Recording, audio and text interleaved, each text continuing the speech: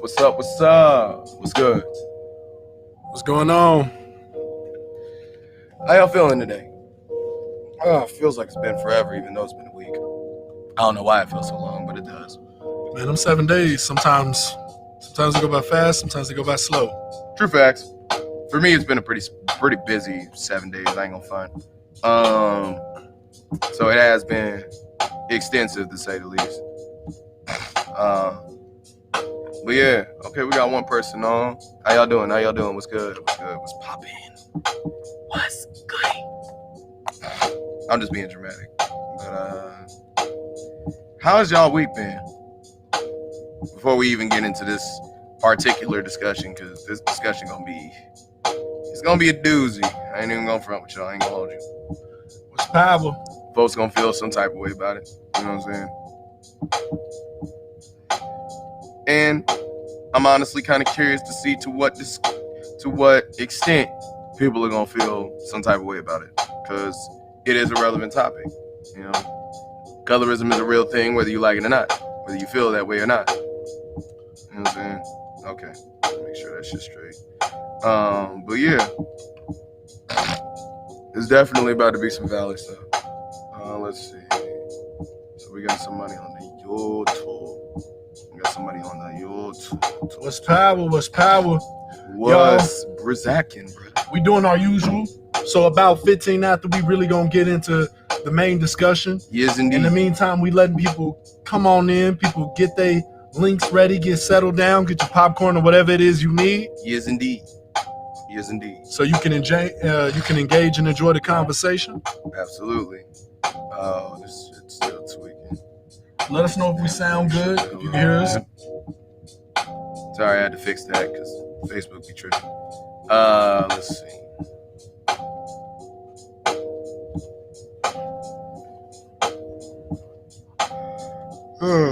Also, trial thing. Just in case y'all view this again, if you can, just keep me in your prayers. Mother's in the hospital. Not gonna say too many details. Don't need to say too many details. But yeah, certain things is going down. It was kind of shocking. Found out about it at work. So we just hoping it all works out. Yes. I don't know. It's been a crazy few weeks, man. Well, few weeks. I'm lying. It's been a crazy few months. I keep saying weeks. I don't know why I'm saying weeks. But all truth, you know, God got the final say. You know what I'm saying? Yeah, what it is.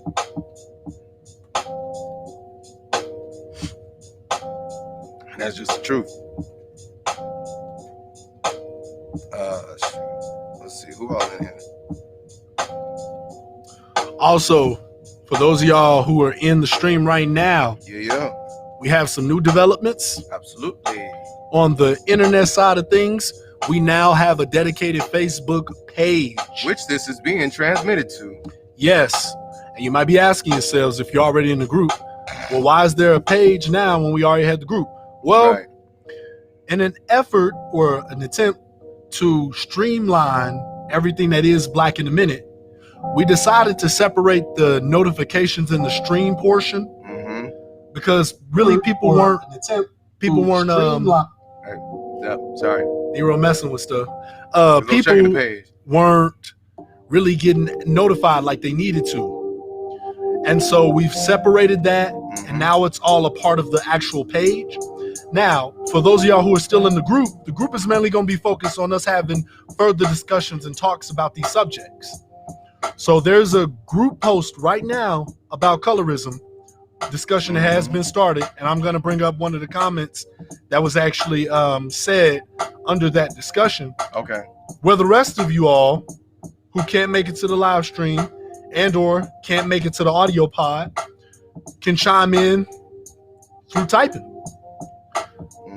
So if you're on Facebook, go ahead, search the Black in a Minute podcast, find our Facebook page, go ahead, like it, share it, and make sure you follow it so you can stay up to date with all the things happening that is Black in a Minute. Also, for any new folks that aren't in the group already, that's the only way that you get in the group. It's an exclusive group. It ain't for everybody. It's private. Yep. We did it that way on purpose. Because we want to know who really on it. We want to know who really rocking with us, as well as we want to protect the identity of the people who do participate. Absolutely. It makes it easier to moderate BS. You know, we don't want nobody. We don't want nobody getting hurt or getting their feelings hurt or any foolishness happen. Especially not over differences in opinion. Absolutely not. This is an exclusive club. The only way you're gonna get in it if you're not already is to go on ahead and go like and follow that page. Hit the thing up. Straighten out my mic a little bit. What's good, Kiki? How you doing, Kiki? Also, how you living, man? We also have an Instagram too that basically serves the same premise. So if you're already on Instagram, go ahead, go search the Black in a Minute podcast. Follow us on Instagram too, where we posting all types of stuff as far as events, as far as live streams and audio podcasts. Absolutely. All right. Let's go ahead and share this over to podcast. But yeah, if you know anybody you've had this conversation with before, because this is definitely one of the prevalent conversations going on right now in the culture, definitely share it with them. Right. Absolutely. I welcome, not just me, correction. We welcome all opinions. Absolutely. Oh, Kiki said, I'm doing math. You could guess how I'm doing. We mourn for your immortal soul. It's okay. Look, there are two types of people in the world. There are those who like math and, well, everyone else. Shoot, my current line of work, out of all of us, it's only about 3 folks who really like math. I only care for math. Really, mainly 2. When it comes to money and certain statistics. Yeah, I mean, that makes sense. That does make sense. Math can be fun, but yeah, it definitely has its place in terms of when it can be fun. It's not like writing, which is always fun. Exactly. DSOG Mental said, what's good? What's good, bro? What's power? Keontae Smith said, hey, what's up? Happening? Kiki said, I'm everyone else unless it's about my money. Yeah. Look, no, we make calculations about the money now. We will do that. We will do that. All right. Also, one thing that I have been forgetting to tell y'all, if you are on the YouTube and you do like what we do, or you like how we talking, even if you don't like how we talking and you want to talk some shiznit, go ahead and click that notification bell and subscribe. I'm saying click the bell first because everybody forgets to hit the bell. Yep. So if you don't hit the bell, you don't get notifications because YouTube be on that bourgeois. So you got to go ahead and make that happen. Otherwise, you ain't gonna see nothing. Anyway, man said, Grand Rising, sir. The sun is no longer rising, but I feel you. Much love to you, sir. Much love to you, sir. We glad to have you here.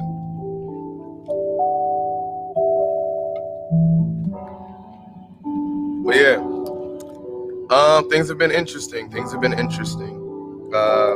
those who haven't been listening, who didn't catch it initially, I'm gonna say it one more time. Just keep me and my family in prayer. We're dealing with some stuff. Mom is currently in the hospital. Don't know why. Well, I know some of why, but not totally. So I'm not gonna really drop no details or anything like that. But yeah, it's just one of them things. Also, thank you for the subscription, DSOG Mental. We appreciate that. I just seen that in the emails. Shout out. Anything to keep the podcast going strong. Also, I believe you mentioned that we have a dedicated Instagram page now. That is correct, sir. We do have and that Instagram page is the same name as pretty much everything else. Yes. The Black in a Minute Podcast. Yes. At the Black in a Minute Podcast. You have to type it all together. Just type it all in together. It won't even take that much before it populates. You just gotta spell. But and I'm assuming we all know how to. I would certainly hope so. Plus, we got it everywhere else where it can be seen, including on this hoodie right here. I mean, I would very certainly hope that that would happen. You know, I don't know. I'm just tripping, maybe. But yeah, today we're gonna be talking about the not so pretty subject of colorism, and really just all aspects about it. one of the main aspects in particular, because we said Team Darkskin versus Team Lightskin, I mean, I know y'all have seen stuff like that, is really the divides that the invisible divisions, but distinct divisions that it presents to us as a people. Because it definitely does bring up certain issues in terms of who we are, how we define ourselves, and how we look at others who may not share our melanin content, but definitely do share our race and our experiences. You know what I'm saying? So, yes, sir. Black is power. DSOG Mental said black is power. Absolutely. Facts. Which is most of the reason why colorism is one of the ways in which that power does not get consolidated or is prevented from being consolidated. Because of the simple fact that when you have division in power, no matter how great something is, you've already cut it in half. You know? If you cut the legs off of something, it's going to make it a lot more difficult for it to move. That's just the truth. Talk that talk. We can't look, you can't have a movement in a wheelchair, bro. Just telling the truth. We're gonna start with the main discussion here in just a few more minutes. We just want to let a few more people get in. Shout out to the 6 of y'all who are in here. Listen, if you are on any platform, particularly YouTube and Twitch, and you are not subscribed and or following, we gonna need that to change. What he said. Also, like it up, please and thank you. Absolutely. None of this costs any money. I promise you it don't. No, but it does make YouTube think that we're cool. So as long as we get that, it helps a lot. Because they don't be contributing. We ain't getting monetized yet, so I can still say that. You know what I'm saying? But yeah, man. I guess a good question is, I'm gonna drop a question real quick, as we always do.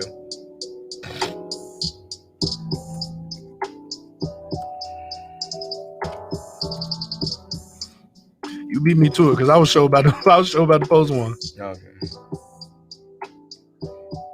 I'll separate them into a set of questions instead of doing it all at once. So the first one is, and it should be posted up, how do you define colorism? Cool. That's definitely because I feel like personally, and this is just me, I've always felt like it's important to understand the definition of things before you start talking about how something specific. Because if you don't understand what it is, you really don't know how it affects you, or rather in what capacity it affects you. So that's the first question I have is, what do you define as colorism? I'm gonna go ahead and put that on the screen too as well, for those who just now coming in. Yeah, because I'm gonna go ahead and pin that real quick.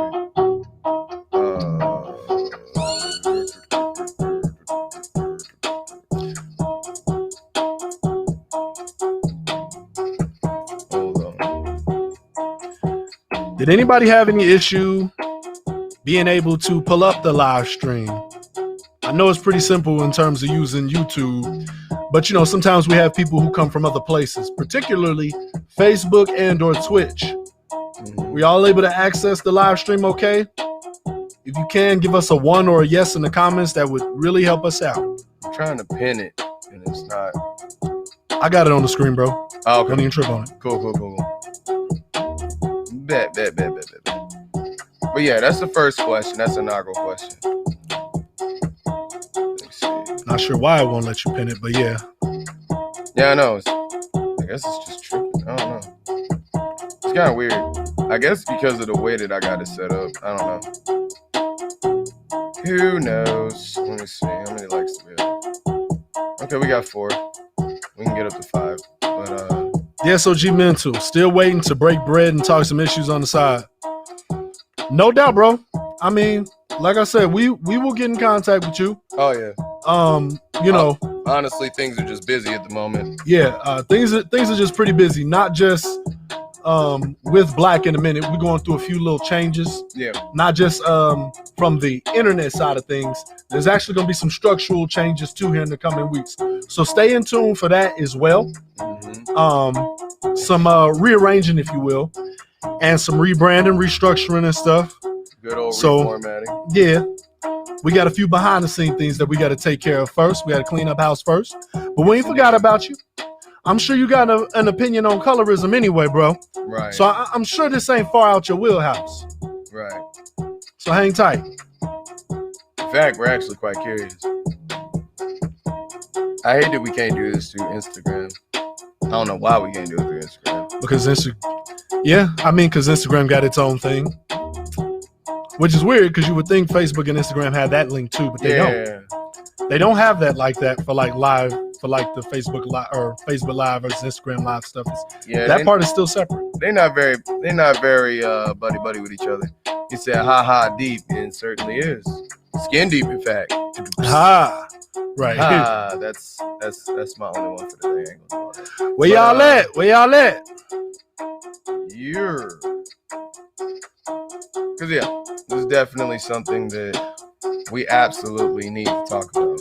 Shout out to the 8 people who are in here. Listen up. Yeah. If you're not already subscribed on that YouTube channel, please hit that subscribe button. Also, like the video and share it. Majority of our audience comes from YouTube. So that would really help us out. Absolutely. Because once we get monetized, we'll be able to do lots of more things. We'll be able to have more frequent streams. Absolutely. More variety. I mean, at least we want to be able to hopefully get to a point where we can quit our day job and really supply the information and the opinions to y'all like how we really want to. Crank it out as best we can. Absolutely. Right. And as frequently as we'd like. Yup. Because there's so much that goes on in this world, especially nowadays. Bro. In this pandemic 2020s era of life. Man, it's some new ish every day. We learning new stuff every day about this. I swear we can't even currently keep up at the moment. But we think this is definitely a relevant topic. This has definitely become more relevant in our modern day and age, especially within the past 10 years, when we really look at what colorism is. Right. How it's defined, things like that. And how it's defined. But I do want to see what people think about this particular thing, because it is very important. It's very important that we have an understanding of what colorism is. And as a result, we have an understanding of what it can do and what its effect. So what are y'all thinking? The SOG Mental said, I guess it's kind of off subject, but it's true. Been taken down off YouTube for my content, so it's best to use your own website. Yeah, you're not the only Black content creator to say that either. Oh no, they taking people down left and right, and they're flagging certain terms and everything. Yeah. Luckily, colorism ain't so politically incorrect that they'll flag that. Some of these other words, it's not a hotbed term. Some of these other words, though, some of which that start with F, or it ain't as hot of an it. Well, it's not as hotly used. There we go. It's not as regularly used, so as a result, people don't really have their antennas on it like that. Nah, not in the way that you would expect. Nope. Unfortunately, but I mean, hey, that's where we come in. That's why we're talking about it. Because if ain't nobody else gonna put some salt on it, we will. Yeah, we're going to throw some salt on it. Because that's absolutely something that I do want us to talk about and discuss. Because it's relevant to us. It's absolutely relevant to us. And it's relevant to, unfortunately, in a lot of ways, it's relevant to a lot of things that we do in society. You know what I'm saying? Facts. It is highly relevant to a lot of the things that we do in society. So I mean, really, with that being said, we 20 minutes in. Let's get going. Let's get going. All right, Nero, you want to start us off? It seemed like y'all shy in the comments. I ain't heard nobody said nothing yet. I'm actually kind of shocked. Normally people look. Normally somebody would have already said what they thought. It's a hotbed topic, G. But I know y'all ain't holding back. Can't be. But anyway, let's see. It depends on how deep you want to go on the topic. I mean, look, this is an open space. Look, say whatever you think. I mean, like Yeah, like how do you define colorism? That's the literal question. That's the question. That's literally as deep. You can be as shallow or as deep as you want to be. I think the thing came up. What would you define as a conspiracy theory? We need to fix that. Shouldn't. I'm not seeing it that way on my end. That's what it says. I don't know why it says that. Yeah, how is it? Where is it at? How do you define colorism? Let me edit that. Yeah, edit that real quick. Let me get that out. But yeah, this topic is really, I'm just asking for a definition at this point. So what would your particular definition be of colorism? And you ain't gotta hold back. You ain't gotta mince no words or anything. It's all for the sake of discussion.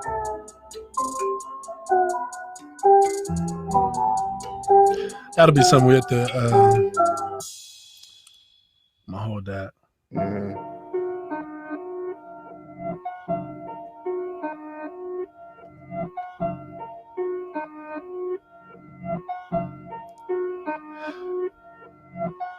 While we waiting on y'all to formulate y'all opinions, remember y'all ain't got to be PC. I'm gonna go ahead and throw my hat in there real quick. All right, go ahead. For me, I view colorism as pretty much discrimination and or hatred for somebody based on the pigment of their skin. Okay. As it relates to the African American diaspora, because that is the lens at which we're speaking on it today. I don't personally know if there's a prevalent dynamic of colorism within white society and white culture, so I can't speak to that, nor am I here to do that at all. I'm here to talk about how it exists within the Black or African American diaspora and Black culture. Right. And so that's why my definition is tailored to such. That makes sense. For me, colorism to me is the concept of, I'm trying to see how I can say it. It is an implied or ascribed inferiority or superiority to a particular member of the Black diaspora based on how much or how little melanin they got. I almost made it sound textbook, but in short, to make it plain, it is the act of somebody feeling either superior or inferior to someone else based on their difference in skin tone. Because at the root, that's what colorism is. Let's see. Alyssa and Co. What's up, Harris? Alyssa and Co. said the difference between white and black, it's hate more towards the black community. I feel that's the only reason it was made. That's a valid point. That is a valid point.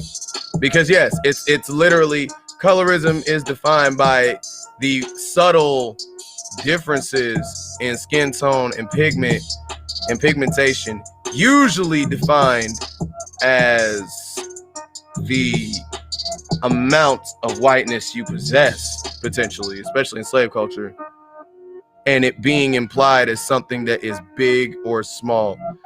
Okay, colorism is a tool to keep people separated. That's absolutely true. That's absolutely true, because that's literally that's the form and function of it. The SOG mental, thank you. Because I mean, yeah, we can go specific, but like literally at the end of the day, it is a tool to keep people separated, because it is an implied difference or an implied reason for separation. Okay. Okay. I'm marinating on what Alyssa said here. The difference between white and black. It's hate more towards the black community. So that's the only reason it was made.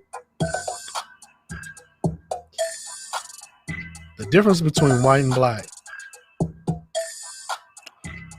I feel like that's like describing like the mechanism, kind of like similar to what DSOG mental said, in the sense that colorism is a tool used to keep people separated. And I'm like, okay,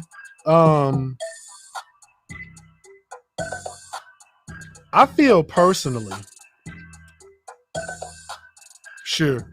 And Kiara said, and it feels more geared towards people of color to bring us apart. Yes. I want to also read a comment. Hey, telling y'all right now, slight sidebar. That community, the Black in a Minute podcast community, I'm thinking about changing the name of it slightly to make it more geared towards community. Yeah. Like group, like posse, some type of posse type of name. Then sometimes it's kind of hard to differentiate between the two when you're looking them up. I don't think they both don't come up. But with that, right, a member of the group, right, actually left a pretty intriguing comment that I want to read to y'all. I think I know which one it is. I'm pretty sure. Let me see. Let me pull it up here. When I start we're gonna start just showing stuff on the screen and doing everything on the screen. That's coming soon too. Yeah. In the meantime, I asked the question, what are y'all thoughts regarding colorism as it relates to Black culture? Mm-hmm. And then I followed up with, have you ever called or aligned yourself with Team Lightskin or Team Darkskin, which is the subtext of what the title of this live stream is. Right.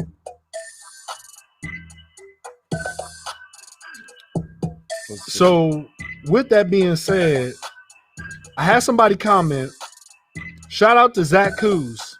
I hope you're watching this, bro. If not, I'm just going to put this out there. Yep. Zach said, I am biracial and light-skinned.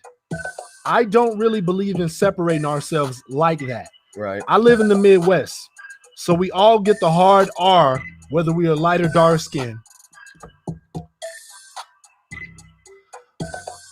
Kiki said, no matter where I look, there are always lighter versions of the race being brought into the forefront. Yeah. Which is another tool of separation.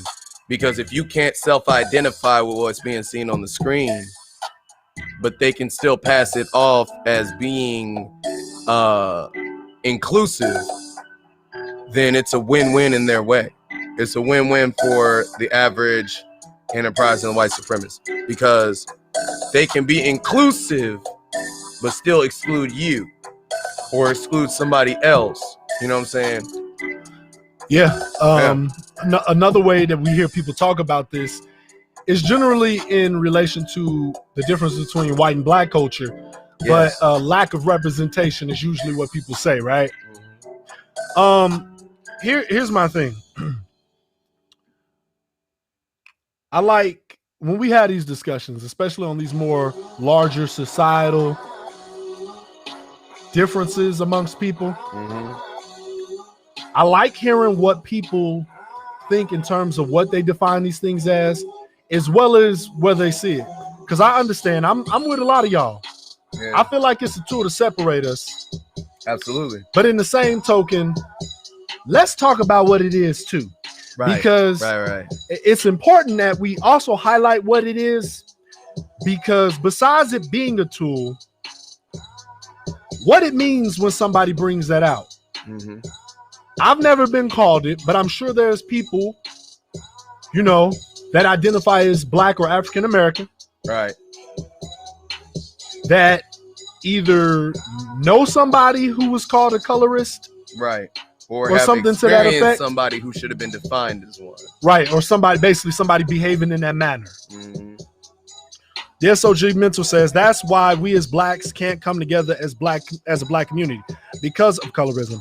I'm for fixing it because we already know there is a problem. Yeah. Sure. That's a good part of it. And it's not the only reason, but it is a big reason. My big thing, bro, is, you know, I was just thinking about this earlier. And this was one of the things I was even saying to Zach, responding to him in the group. It's just that, you know, I've been blessed to at this point be on this earth for around 30 years now.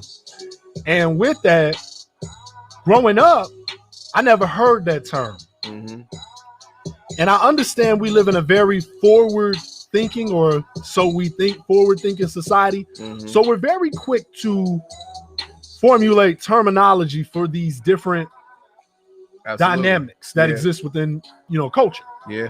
And I think that's where a word like colorism comes from, because I don't think 50 years ago that was a word that was used to describe what this is. That's not to say that it wasn't going on though. Right. Because I believe personally that we could probably date the origins of colorism back to probably slave times, right? Absolutely. Because what I'm immediately thinking of, it's Jim Crow. It's Jim Crow politics, bro. Is that I'm thinking of it's the house nigga dynamic, right? Yeah. House versus field. It's the paper bag test. Like, that's the perfect example. We've seen what we now call colorism exist before the term comes in various forms throughout history and culture, right? Well, and the other part of that is that it's literally, to backpedal on something else we talked about, it's literally an example of white supremacist cognitive dissonance at work. Because they had to draw, they didn't just do it. Like, I used to think that they really did just do it to separate us all, but let's be honest, a lot of them were not that smart or that nuanced. A lot of that is done because of the fact that they had to draw a distinction, especially in the case of biracial children that they created. They had to draw a distinction between the ones who carried some part of them and the ones who didn't, in order to satisfy their own personal beliefs and their own hubris. Because otherwise, you have to admit, if you put that child that you created by violating a black woman and her having a child in the same boat as a child that she would have had in a legitimate relationship with another black man, with another black person, then you are invalidating your argument that these individuals are less than. Or rather, that you and your, by virtue of your blood and by virtue of your birth, are superior to them. And that is tainted, so on and so forth. Yes. So we have to acknowledge that. It goes back to, we gotta acknowledge. It goes back to eugenics. Eugenics is a huge part of that. Woo. Because that's literally what that is. Talk that talk. By virtue of blood, by virtue of blood and birth and the situation of my birth, I am superior to you naturally. I think also, in saying that, I think what we also highlight when we really get to the nitty and gritty of the colorism, there's also the whole identity, the identifying part and the representation part that comes into blackness. Yeah. Because, I mean, for the most part, you know, most of us grew up with the general ethos that we're black and we are proud. And for there to be anything that would question what that is and what that means. Now, right now, we're talking about the pigment. Yes. We can have a whole nother episode about the character. And we already have a million terms to describe those type of people. We ain't gonna get on that. But what we end up finding is, you know, and I hope, I'm about to be very facetious and say this, Team Lightskin, if any of y'all on this stream, and I gotta do this, let me do this. You being a whole nigga right now. I need opinions from our lighter shaded black folks in regards to this, especially because here's the thing. This is something that both afflicts and benefits you at the same exact time. All of us. And it matters because here's the thing. Ebony Helenia said Team Darkskin. Here's the thing, you came through in the quickest. Here's the thing, though, and I'm glad you said that because there's a reason why I named it what I named it. Here's the thing. There are a lot of light-skinned black people who can attest to the ridicule and the shaming that they received for being lighter complected. And I need one of y'all to come on here and talk about that because I don't want to speak for y'all. Yeah, no. I can. I don't want to. That's not the way this should go, though. No, and I already got everything that I done had to deal with. Yeah. From being this here. I mean, literally an interesting thing that I actually learned.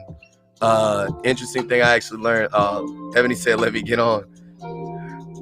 Are you on a computer? Ebony, because we might be able to make that work. I don't know. I don't want to make a promise to you. What were you gonna say, bro? But what I was gonna say is actually, I learned that back in the day, when my grandparents were young, there was an actual experience of colorism that my grandmother experienced. My grandfather is very light skinned. My grandmother is between a little bit lighter than we are, right? Right. So she about caramel skin. He was raised by his aunt and his uncle.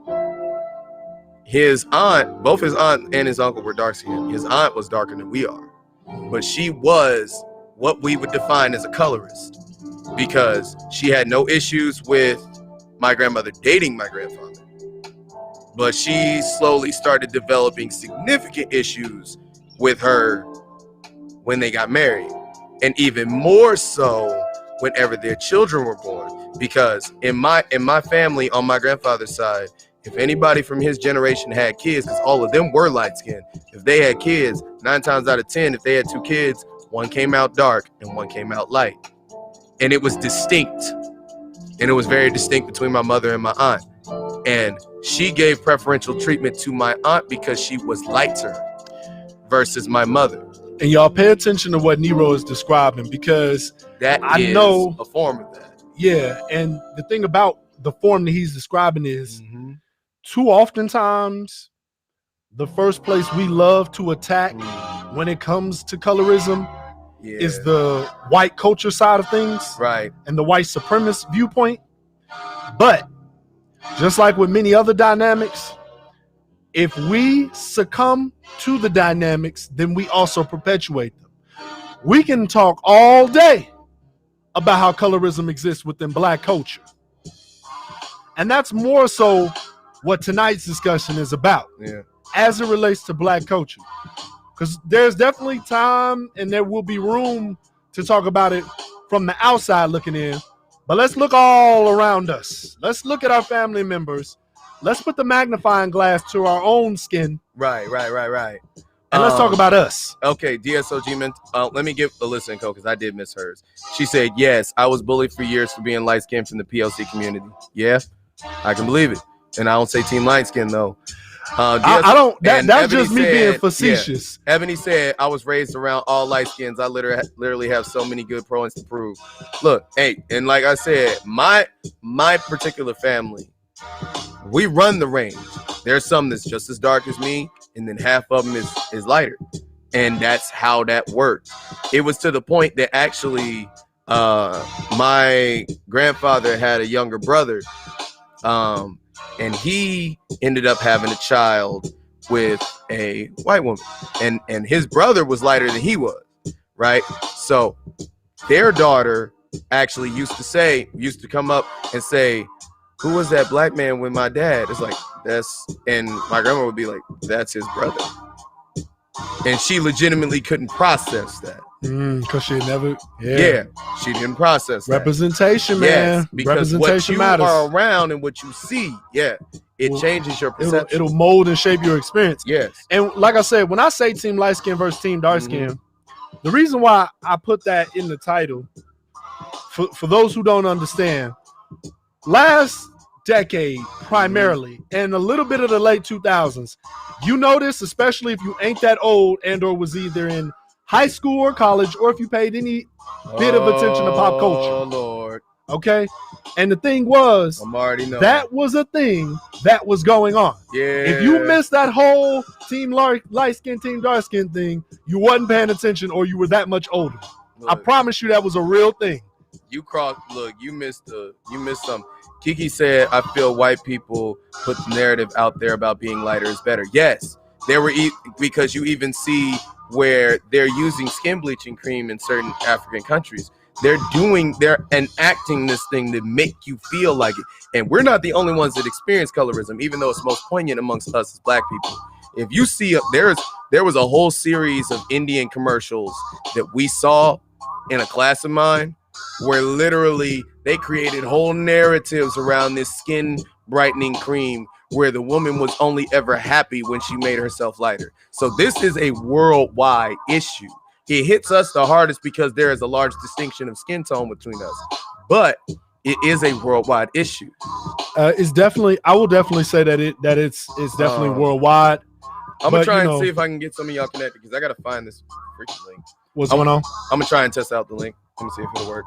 Okay, while he's doing that, trying to get on. Got you. While he's doing that, because really the only way we can test it is if we do it live. Yeah. While he's doing that, I just want to say that is it the stream key that I sent you last time? Is that what it was? I think, but there's also a button on the window for you to invite. Oh, it is? Okay. Are you not on that screen? I wasn't on that screen at first. Yeah, on that screen there's a thing that might be simpler than that. But yeah, I know it is. That's why I say I want to talk about it. That's why I want to say I want to talk about it as it relates to Black culture, because we can talk about how we've been affected by everyone else, but the fact of the matter is, if it exists on its own without much interaction from other cultures, we can narrow it down to why we still allow it to perpetuate. Right. Why is it still a running topic within our Black circles? You know what I'm saying? Right. Why is this an issue? Hold on. I'm about to send you and then another one of my boys who asked about getting on because he's got some stories to tell.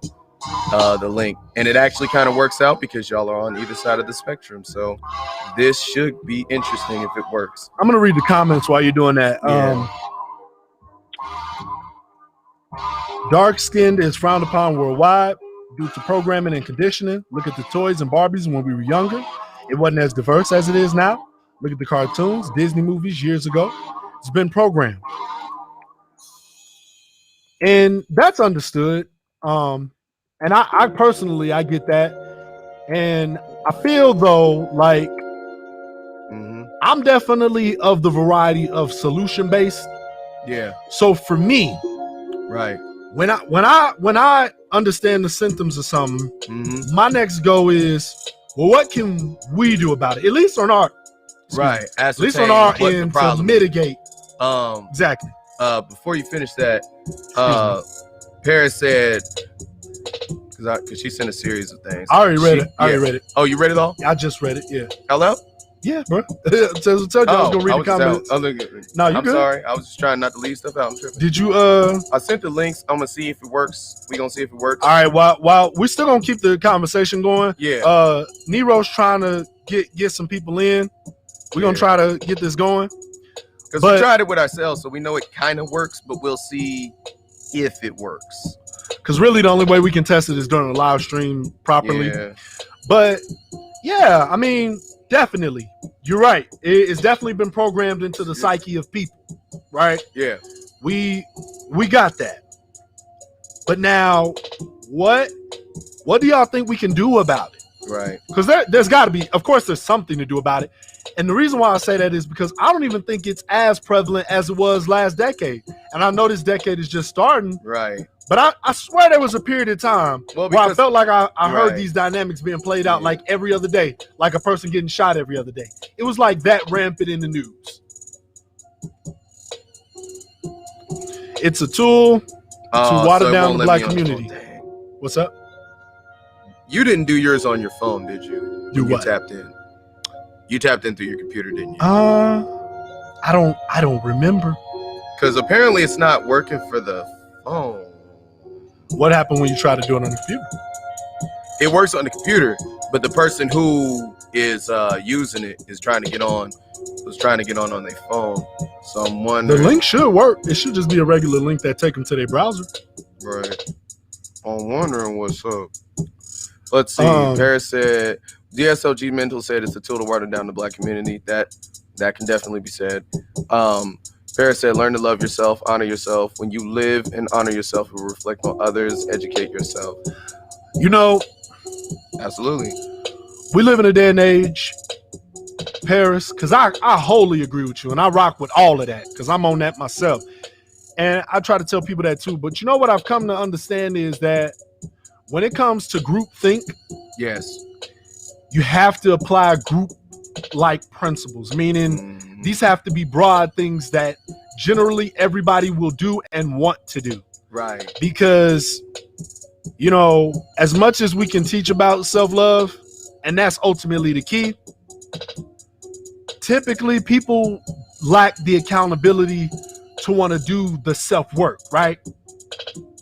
You know, we got so many people that when we talk about self-stuff, they're just like, ooh, I can't. You know but what? When you get with a group of people, you get that accountability partner or whatever, then you feel more compelled to do it. And so I think that's why I've always rocked with the whole representation matters. Yes. Because when it's virally placed out there, it absolutely does. On a large platform, right, where people just see it like almost to where it's unavoidable. Kind of similar to, for lack of a better example, the LGBTQ community is doing to a degree, maybe even a little bit more than necessary, but it's getting their results. It needs to be like that. What's getting done. It needs to be like that. We're going to knock this door down. Right. You got to move with the muscle. I mean, y'all can get tired of seeing dark skin, but also, right. Also, I am not too ignorant to forget that I already, no matter how I view it, I already by default carry a bias to me in that I am dark skinned. So on the flip side, there's plenty of light skinned individuals, like Alyssa was saying earlier, that have been bullied, ridiculed, and been questioned because they are lighter. So that's another part of it. And a lot of it, too. And a lot of it, at least from ones that I've talked to, is from that automatically perceived notion of inherent superiority. So you have some who are responding either out of insecurity or out of assuming that you have a perceived superiority because of how you look. That's why I like you may or may not. Paris, that's why I like your response. Yes. We just need to find a way as a culture to expand that we can globalize that dynamic. Because it seems like no matter how many of us say you need to self-love, you need to learn about culture, you need to go somewhere, people don't be getting it as a whole. Right. Because think about it. On the dark skin side of the game, you got to basically hear that you're ugly. On the light skin side of the game, you got to hear, well, you ain't black enough. Yeah. So either way, there's a dynamic that we're suffering from. Or you either get tokenized on the darker side, or you get, this ain't a word, but trophyized on the lighter side. Pedestalized. Yeah, you get put on a pedestal by virtue of what you look like. By virtue of what you look like. And if you don't meet that standard and don't benefit from what people will call pretty privilege, they'll kick you down even harder because they feel like it's supposed to be easier for you. Which is why we have no respect for the blackity blacks who love telling the light skins that you ain't black enough, nor do we have any respect for the super light bright highlighters. I'm talking crazy, yes. That's like, ooh, I'm so pretty and y'all, you know how they be. Look, dog, if y'all roaches or what? Right. Like we have no respect for those extremes, especially when both sides, because they both exist and they both wrong. And they both wrong. Look, and both of them will sit there and utilize preferential, like I have a preference towards this, I have a preference towards that, and they will use that as a crutch to try to carry on those type of colorist views. Look, you can say you got a preference for a certain type if you want to. I know I have a preference for a certain shade of woman. You might have a preference for a certain shade of woman, but that don't mean I'm going to say, or that I have to say something disparaging about any other women who are also black who don't share that same skin tone. You know, actually, in the case of me, I actually don't have too much of a shade preference. Okay. I'm more of I prefer black women based off of two things: DNA, because DNA can't be denied. True. And identity. Okay. Meaning, do you identify as black and are you born black? Yeah. Now, I mean, I don't care like if that means you're light skinned, if that means I don't care if that means you off white as I call it. Are you unquestionably black? Right. Yeah. Or are you, you know what I'm saying? Or if you're like Cocoa dark. I don't care. That ain't really the problem. That ain't really no problem for me personally. Right. And let me read. Let us read some of these comments. Paris said a couple things. Break generational patterns. It starts with you. Absolutely. DSOG Mental says a fix to the problem is I do not believe in mixing races or culture. How can you have someone else from another culture be a spokesperson for blacks? Well, the thing is, even with the mixing of race, one thing is you do have to separate these things. Mixing race does not necessarily mean mixing culture. Mixing culture does not necessarily mean mixing race. That is correct. And even if you do engage in a mixed relationship, that does not automatically make the other person or the outlier in that relationship an automatic spokesperson for black people.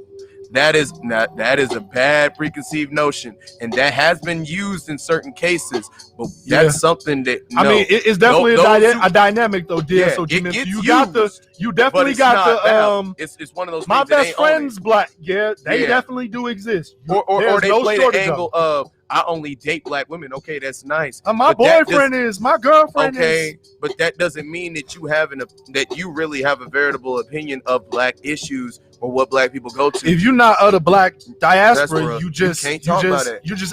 Look, I can have case in point. I can have siblings who are homosexual. Does that make me a spokesperson for the homosexual community just because I've lived in the same house with them? No.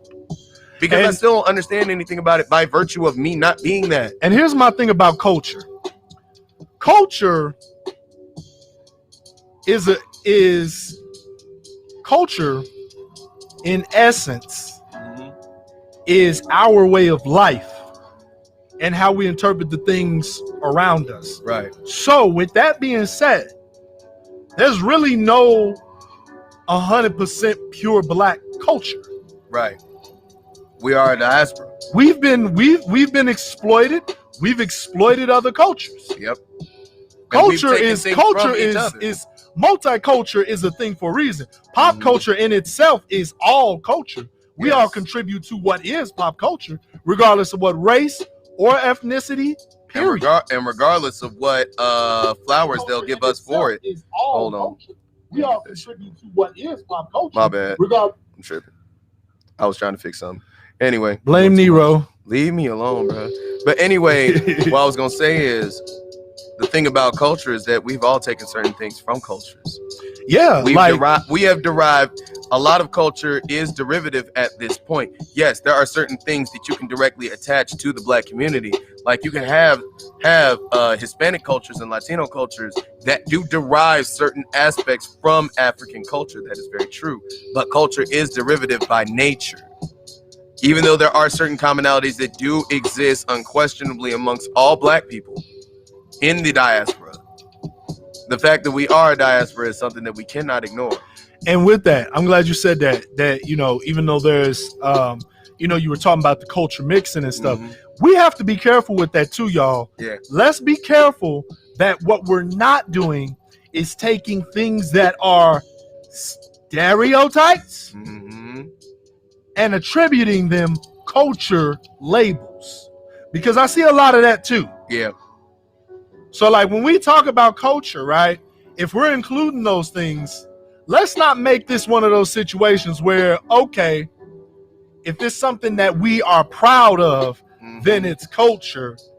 But then everything really else about is a stereotype. It's a stereotype, or basically we don't own none of that other stuff. Selective. I saw a video the other day where two brothers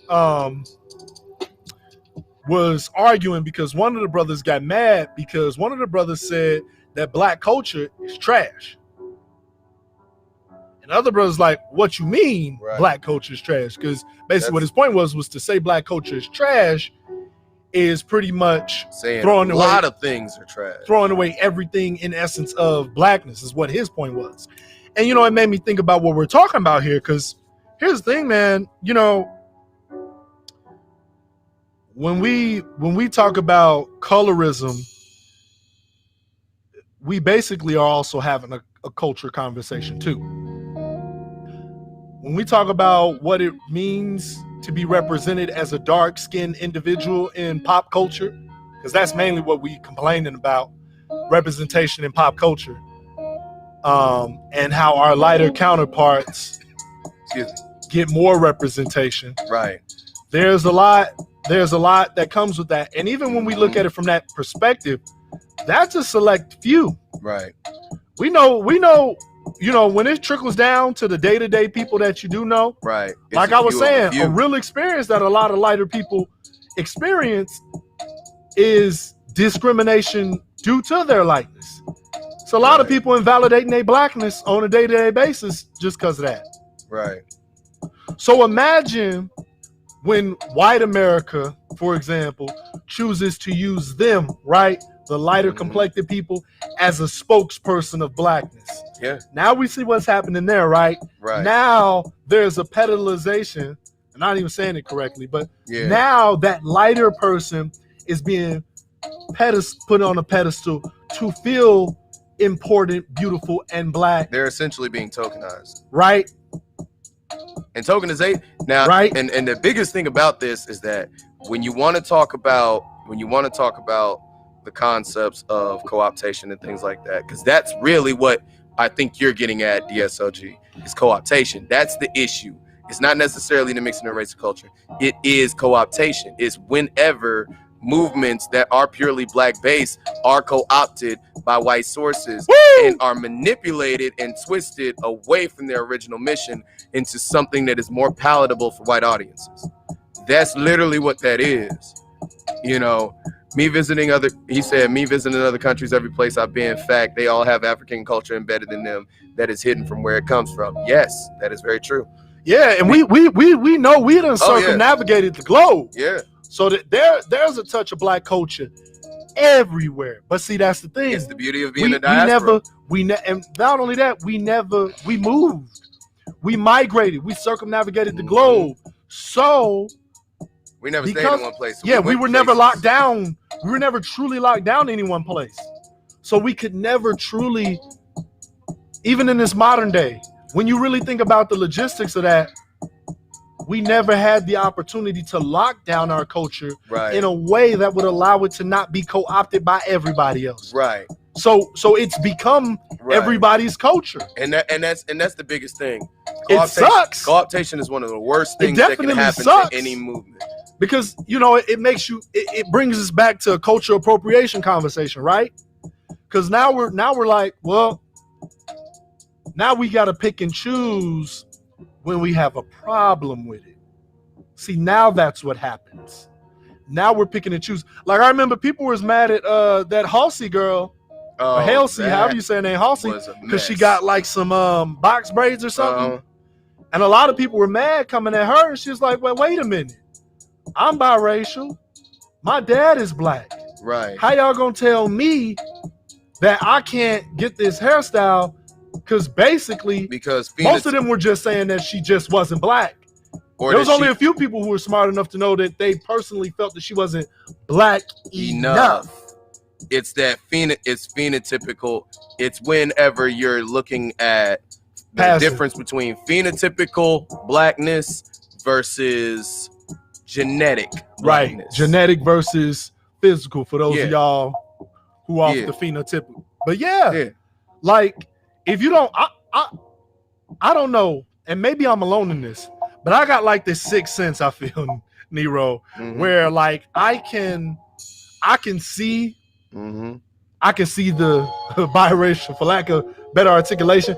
I can see the biracial in somebody. Like I can look at what appears to be a white passing person and be like, oh, you mixed with something. I feel like that's almost an instinctual thing amongst black folks. Might be like, I just be knowing something else in there. I just be knowing. Yeah, you know what I'm saying. And a lot of us do, and a lot of us have that in us. And so, I know plenty of people like that. I dated someone like that. Right. You know what I'm saying? That was very what would be considered, in olden terms, half breed or mulatto or whatever. Or. But where is the off-white? Okay, where is the black? But where is the black power, not colorism? Black power is always in existence. It's always constantly in existence. Oh, for sure, bro. For sure. And we ain't even, we on the same page as you. Yeah, look, the main problem is that when it comes to black power and when it comes to power itself, when power is divided, it loses its prominence. When power is not consolidated, only when power is consolidated does it hold weight. Only when power is consolidated does it move mountains, so to speak. Only when power is consolidated does it make an impact. Hold on. Sidebar. We done dropped down to 4 viewers. What happened? Is the conversation that hot? I didn't think so. Well, I know some people are viewing from work too. So hey y'all, wherever y'all watching this at, who's still watching, share this. This is an important conversation as it relates to black culture. Actually, get it on to some of your older folks too. Get it on to your mamas. Yeah, share with them. We don't care the age group. Because to be honest, we're gonna be real, we gotta take them to task as well. Because there were different sects of black people who were light-skinned, who would intentionally marry into other light-skinned families in order to maintain the consistency of skin tone. They would do that. And this isn't that old. This is only this was happening literally 100 years ago. This was happening literally 100 years ago. These things were occurring because then you were viewed as special, or you were viewed as of quality.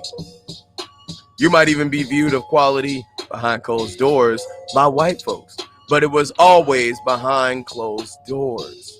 And that is the reason why there's so many issues with it. Colorism is one of those things where it gives a false sense of security and prominence to some, and also gives a false sense of inferiority and weakness in others. But there's so many holes in its argument once you really look into it that it shouldn't be validated by either one. It's the second most nonsensical concept that has been waylaid against the black culture, right next to racism. Facts. Because the thing is, the concept of judging somebody's worth or somebody's value based on a phenotypical feature, not even the whole phenotype, a phenotypical feature, the content of a chemical in your body, is nonsensical. Yeah, it's like racism's cousin, almost. It's like what people, you know what it really is? It's more like what people try to label as self-hate. Yeah. That's basically what it really is. And it's also what people try to label as preference. Right. When you get into relationships. Now that's a whole nother story. We might have to come back to that. But we will. But in all truth, I have literally seen these concepts be used regularly. And sometimes it does come from the basis, like, where did these preferences come from? Sometimes it does come from your home life. It comes from what you see as a child. It comes from what you see now. It comes from what's considered acceptable now versus then. It comes from a lot of reactions to a lot of things. There's so much to this that we could talk about this for 8 hours straight and not be done. Yeah. Like, literally, we would catch lockjaw trying to talk about this, man. Like, because it's that serious. Colorism is one of those things that is heavily slept on, but is absolutely important because it still exists.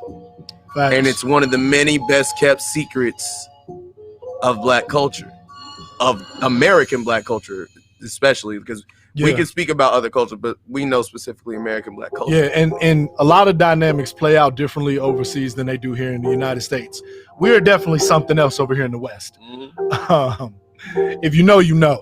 That's why if you go even deeper, even dark-skinned black Americans had significant issues with Native Africans.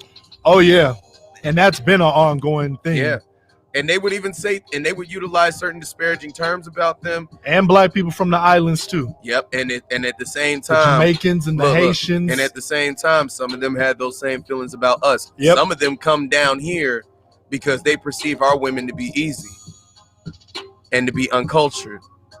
They'll mess with you when you're in a club or in a dance hall, but they won't take you to their mama. And if they do, you better do a whole entire reformat.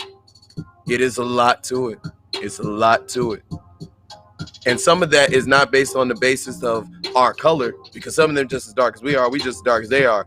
It's based on the concept of Americanism. It's American. It's the fact that we're Americanized blacks. So they see us as either, at the least, they see us as lost children. At the most, at the worst, they see us as failed experiments, more or less, maybe what to say it. That we are deficient because of our lack of what they may consider definitive culture. Because we do have definitive culture. It has been repeatedly bastardized. It has been repeatedly tweaked, touched up, reformatted, manipulated, and co-opted. But we do have a definitive culture when it comes down to it at the end of the day, because we would not be distinctly different from any other blacks if we weren't in possession of a definitive culture. I think that further ties into maybe a conversation about ethnicity than anything, because I feel like culture is such a broad term that doesn't really speak to too much significance. It's too easy to conflate it. And so, and for that reason, it matters also, because who's coming together? What is the Congressional Black Caucus coming together? Is Roland Martin and Al Sharpton, like, who's coming together to decide these are black culture? This is the rubric for what is black culture. And anything that's not on this paper or outside of this is not black culture. And if you are infringing on anything on this sheet of paper, then you are in offense of culture appropriate, like that shit. Yeah, and it reaches, because I'm very careful about doing this, about having crabs in a barrel mentality. It just reaches an ungodly level of stupidity. I'm just very careful about labeling everything as a matter of cultural appropriation or labeling everything as racist. Right. Because that is not true. Right. Oh, I figured out how to pin it. Better late than never. Okay, so now for the second question. We do have the second question that I do want to add on, because I don't want to belabor it. Shout out to y'all still watching the video. We appreciate it. I guess other people wasn't really feeling the conversation, some of y'all was busy. And some of y'all have already answered this question, but just in case. What's that? I'm about to drop it. And make sure, if you haven't already, go ahead and like the video, share it. Don't be stingy with the video. If you stand on the stream, evidently we talking about something that interests you. So why not share it with somebody else that you think might be interested too? Feel me? Go ahead and like and subscribe so we can push this on up.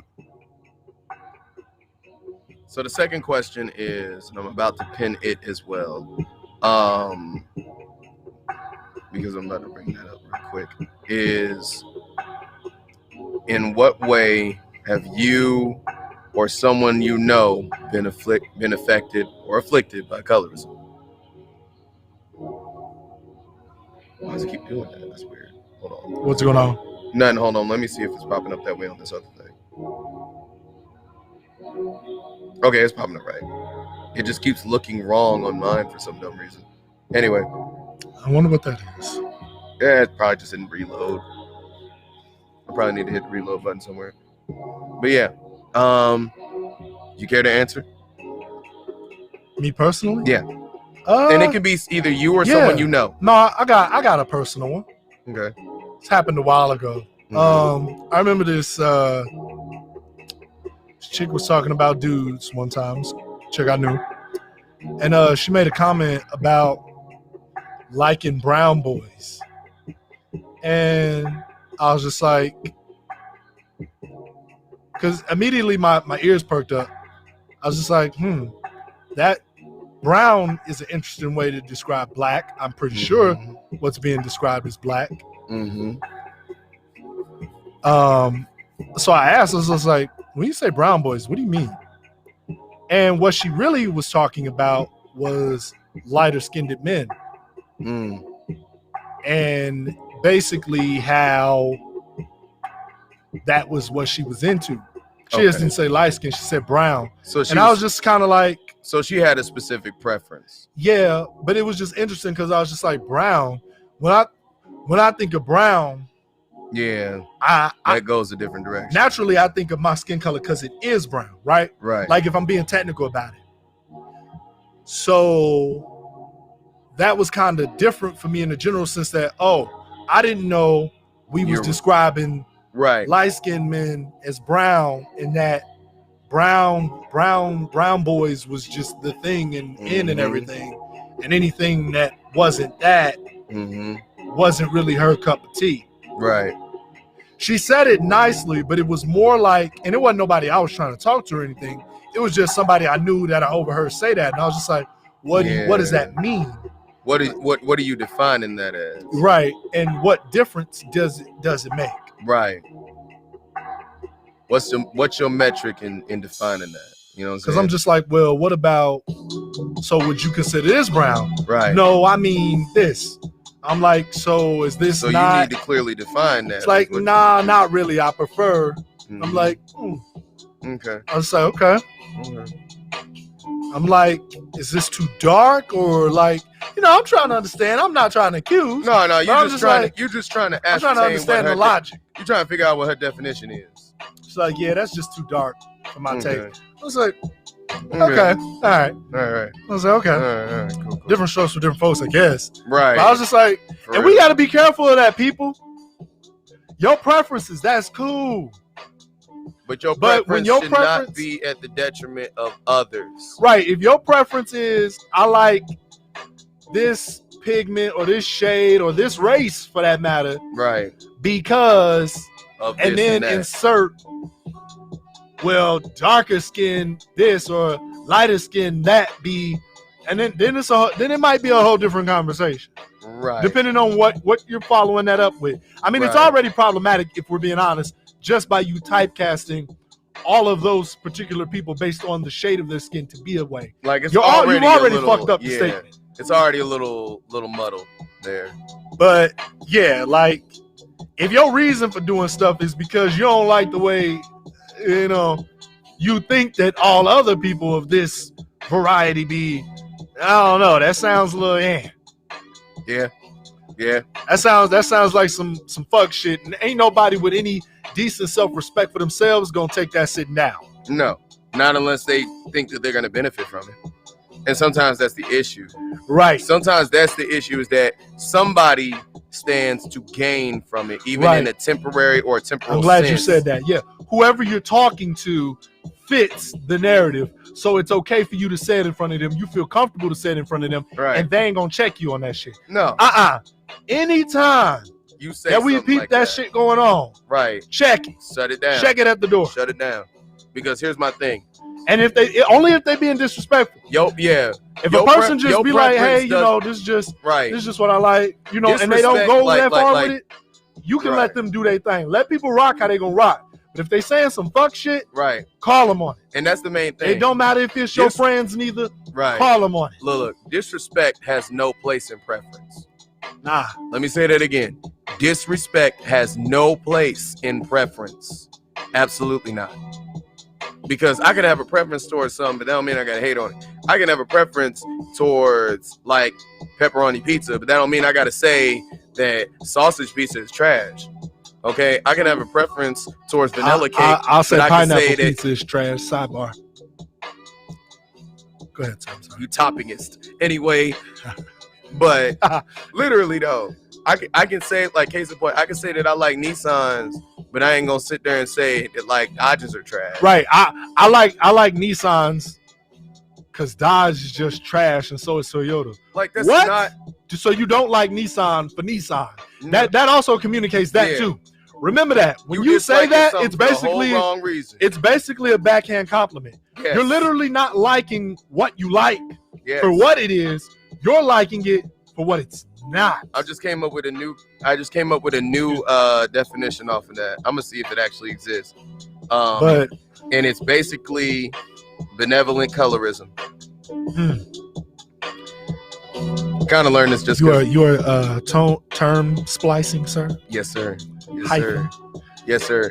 Because when I say benevolent colorism, it's when they're being nice to you at the detriment of someone else. They're saying you're not like those others, you know. And that's why I like you light-skinned girls always treat me right. I don't know what's wrong with them dark girls. You light-skinned girls. No, I like you light-skinned girls because you don't treat me like them dark-skinned girls. Right. Or be like, ooh, you dark-skinned girls always remind me of my mama. Y'all treat me good as my mama. And by the way, girls ain't right. We're currently using examples that relate to women, but I'm gonna tell you this right now, black women, dark-skinned black women, hear me when I say, as a dark-skinned black man, I have definitely, from not only lighter women, but also white women, have heard them say that dark-skinned men are ugly and all of those other kind of things. So y'all ain't the only ones that deal with people looking at you like you're ugly because you're dark-skinned. It happens to the men too. I need y'all to know that. This ain't just something only the women are suffering from. It happens to the men too. I've had situations when I was a child and I didn't get it. I didn't understand it as a child. I just processed it as a regular insult. I used to get called purple, blurple, all that stuff.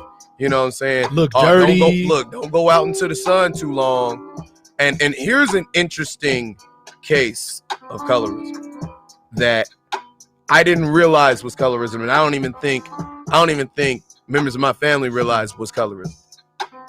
So me, y'all see what I look like, right? Y'all see what I look like. Dark skin. So I was a dark skinned kid. My cousin is about the same height as you, a little shorter, but he's light caramel skin, right? Right, because his mother is very light. So I remember as a child, because y'all see I got long hair. I've been having long hair for years. As a child, I kept a fade. I didn't want to fade. I never liked having a fade. Never liked having short hair.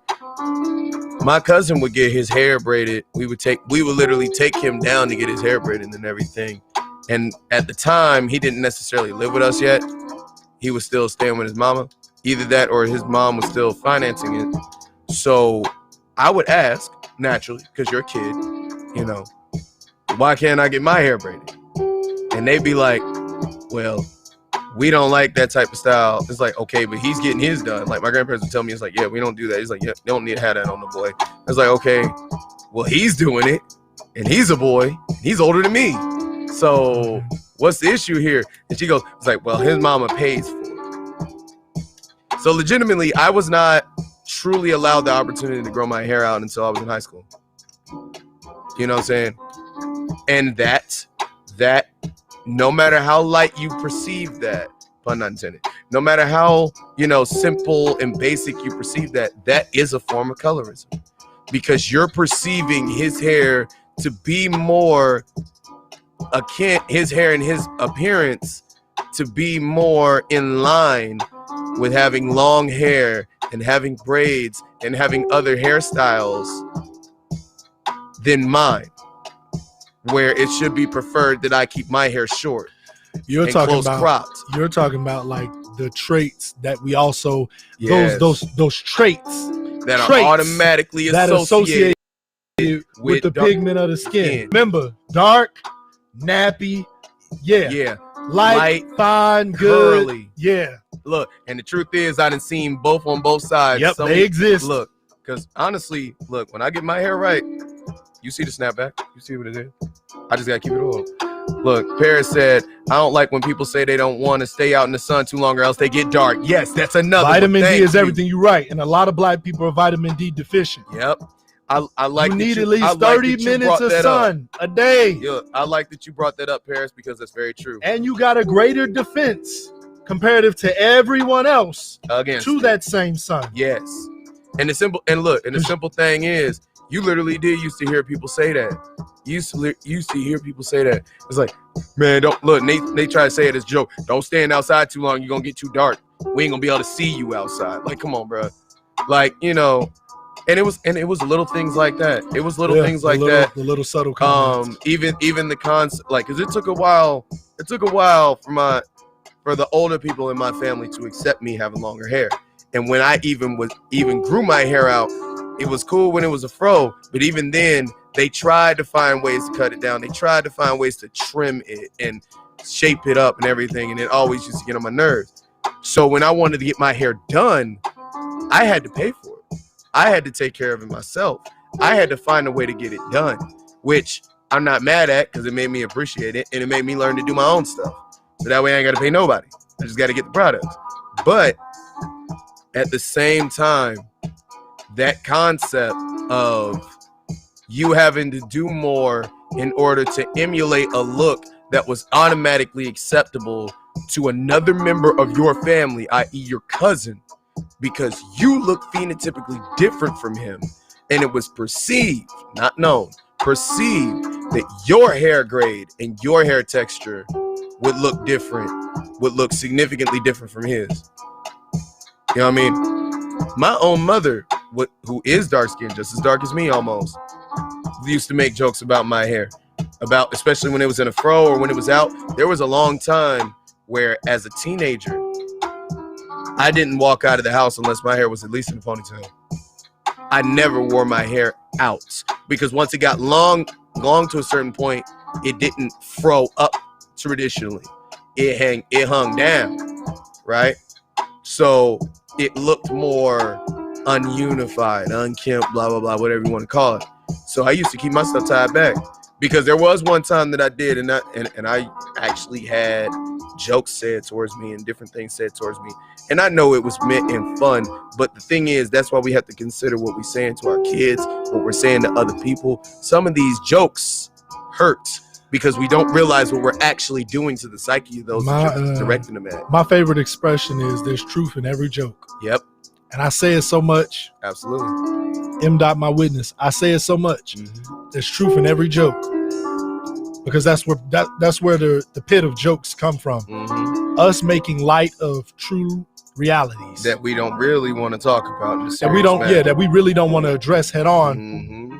But joke, and we try to find the funny in it. Because think about it. Look, because think about it. Here's what it is. You have negative and positive connotations, and you have connotations that associate with each other. That's the roots of those stereotypes. Blackness is associated, true, like darkness and dark blackness is associated with sometimes a lack of beauty, a lack of femininity, a overage of masculinity, and something that is not traditionally attractive, right?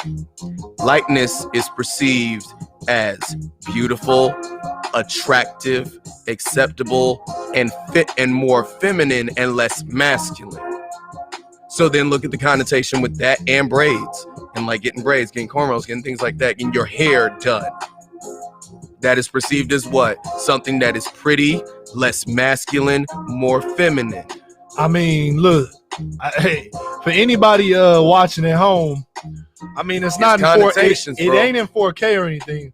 But y'all see my hair. Y'all see this thing here. Like, if don't nobody see this, or ain't never seen me in person. Man's got the rabbit ears. I didn't realize it was like. I got freeform locks, okay? Yep. So naturally, it takes a certain type of person to not look at me crazy. Mm-hmm. And you know, that's a road I don't even know if I can travel. There's so much that I've taken from not just, you know, people outside the culture, mostly from people within the culture. Yes. That have a million things to say about what's going on with my hair. Look, I literally had this happen to me the other day at work. I literally had at work the other day, I was checking somebody out. I literally had a white man walk up to me. I had my head wrapped up in a hair wrap. Right. Basically, you know, hair wrapped up. Okay. And he literally asked me, why do I have that thing on my head? Not that thing. Well, he actually didn't even say thing. He said doohickey is what he said. And I had to explain to him. I was like, well, for me, it's a practical reason, and there's a cultural reason behind it in terms of who I am as an individual. And so he was asking me to explain it, and I was like, okay, well, for starters, sometimes my hair can get in my face, in my eyes and stuff. So it helps mitigate that by keeping it wrapped up. Mm-hmm. It also protects my hair as well from the elements and everything. Mm-hmm. But lastly, for me, it also gives me a level of comfortability and confidence within myself to not only wear it and have it as it is, but represent for all other people who do have their hair however they want to, especially when it comes to dreadlocks. Yes. Because dreadlocks has a certain connotation, not just outside of Black culture, but within. Yeah. Look, I don't know how many people. And I like my hair the way it is. And no matter what Black person say, no matter what white person say, which is why it is the way it is. And you know what's funny? I literally sat in a panel with men and women in my college where they were talking about the freedom that was needed in the variations of Black hairstyles of men and women. Bro, when I say, people don't know it. Hold on. Because you gonna make me pop off on this shit. This is the kicker. Here's the thing. When they had the women's hairstyles and the women came up with this, it was Black women who did come up with this that were in like the Black Student Union. So I was kind of an outlier in this case. We was gonna say, when they had their descriptions of different hairstyles and different hair type and like different, styles, they had braids, updos, twists, all that stuff, like a whole grocery list. When it came to men, you had the close crop style, which is like the Caesar, the haircut, the typical Caesar haircut. I think a high top, and I think dreads, and that was it. And I'm sitting right there with my twist in my hair. I ain't never had a dread in my life. Never liked having a fade. You know what I'm saying? And I'm sitting there like, you do realize it's way more nuanced than that. Like, when I first wanted to get my hair in twists and I asked the girl to do it, she kind of looked at me like, you sure that's what you want? Yeah. It's like, because it's a lot easier to manage than braids. It's like, they don't last as long, but it's easier to manage, and it's something I could do, and I learned to do it. And that's the thing. You know how many times these joints been mistaken for dreads? You know how many times? There was a couple times. If you want to really test it, I wish you could. I don't know if you can effectively with your hairstyle. I wish you could effectively tie it all back to where they can't see the puff or anything. I had a couple times where I did that, and I went to work or somewhere, and somebody said, "Oh, you finally cut your hair." I was like, "Nah, bro, it's all here." Yeah. Look, man. I had to go through. Look, Paris Love said, yes, protect your crown. You already know, sis. Look, but seriously, I had to go through a whole metamorphosis with my own hair. Like, even when I used to get my hair braided, I used to straighten it so bad that it would fry the ends just to make sure it looked on point. I gained an obsession with how well my hair looked because I didn't want to prove anybody right about what they thought about my hair. And I felt that I used to do that way when I was constantly getting haircuts, keeping a brush with me 24/8. Bro, I picked my hair so much, it was always a perfect size fro. And always. Then, I always knew anybody to touch me. But I knew when I was younger that I always wanted to grow my hair out and do something with it. I literally used to have a dream. I used to say, I want braids and I want braces. Mm-hmm. Okay? And the two B's. And I never stopped wanting braids. Okay? I'm glad you stopped wanting braces. I did. Eventually I just was like, my teeth are good enough. I still might get them though, but not like traditional braces. But I always wanted braids. I always wanted to grow my hair out. Because I be clenching on too much. I always wanted to grow my hair out and do something with it. So when I became an adult and I was no longer in school and everything, where I felt more of a need to keep up to a certain aesthetic, right? Mm-hmm. For acceptability reasons, I was finally like, you know what? I'm free. I've been wanting to grow my hair out. Let's do it. Right. But not only that, I was like, man, I want to do something different. Yeah. Because I was never that person that wanted to be like everybody else. What used to get me is I used to have actual Black women. This ain't nothing against the queens, but I'm just telling the truth of what I was told. Tell it, bro. In college. This is in college. Just the natural movement is kicking in the 2010s. So I had ones that said, you you eventually gonna have to cut your hair, right? I'm like, what do you mean? It's like, yeah, you gonna have to be a man. You gonna have to cut your hair. And I took offense. Look, because you know how I am, brother. Look, you know how I am. One of those. Look, I ain't crazy, but there's certain hills I will die on. And with that, when I look back, I said, and somebody even said it along with me. I'm like, what exactly does the length of my hair have to do with any connotation with manliness? And this is when I was a freshman. Like, and they was say, that your first time experiencing that? No. Okay. But this was a very specific time. Okay. Where I was a little bit more settled in myself. I was growing. Got you. So it's like, because I still had the individual braids all day. I used to get them joints done, keep them for 4 weeks, get it redone, get it blowed out, restyled, redone. I used to stay on that. Paid $35 to $45 a pop every time. And the funniest thing is I got forced to pay that. The lady who did my hair didn't even really want the money. She wasn't tripping. Because she was a friend of the family. She's like, just give me whatever you want to give me. And they was like, no, you gotta act. It's like, you gotta charge him. You know what I mean?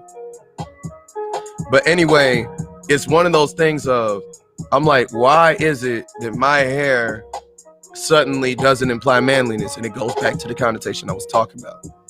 But when dreads got popular, that's manly because it's a rougher style. It's a less refined style, even though it's just as nuanced as any of the other styles. And see, it's perception. It's perception. Definitely. Like, you know, that concept of nobody wants an ugly girl, but nobody wants a pretty man. You know what I'm saying? Because that has another connotation to something that we ain't gonna talk about right now. But it's literally the concept that why are you saying that it's childishness? Because that's implying, because what you're implying is sometimes people got to be careful about what they say because it implies something. There is implicit bias and there is explicit bias. This is an implicit bias. Whenever you say it's time for you to become a man and cut your hair, and I've seen dudes say this, I had to grow up and cut the braids off. No, you had to grow up and get your life together. Yeah, because you still use the hair. Because to somebody, you still the same bum ass nigga just in a suit. I'm sorry, pardon my French, but this is the truth. Stop associating hairstyle with manliness or maturity when we know that there's dudes out here with freshly cut fades that don't never act right. Don't got no act right in them. You can't force them to get a job. Can't force them to do anything. They walk up in church to pull women. That's what they do. They wear that one suit that they got that they usually wear to court, and they finally got enough money to get altered to where it fit them. Look, we know the game. I had that same thing happen to me, bro, a few years ago. I was dating a girl, and she was like, "So when you gonna get this cut?" I was like, "Yeah." What you mean? It's like, what you mean this, bro? Like your hair. I was like, I don't plan on getting it cut anytime soon. She was like, yeah, but you're getting older. I'm like, okay, what's your point? It's like, I mean, you're getting more, like you're getting grown. This was like 3.5 years ago. I was just like, well, one, I was like, okay, my hair wasn't even nowhere near where it's at now. You know, I was just like, what does that have to do with me being grown? I'm already grown now. Right. You know, and that's the thing, bro. I learned this a long time ago that there's this ethos that exists where a lot of women have this disgust for men with long hair because they also view it as feminine. That's what I've come to the conclusion of, and I came to that conclusion years ago.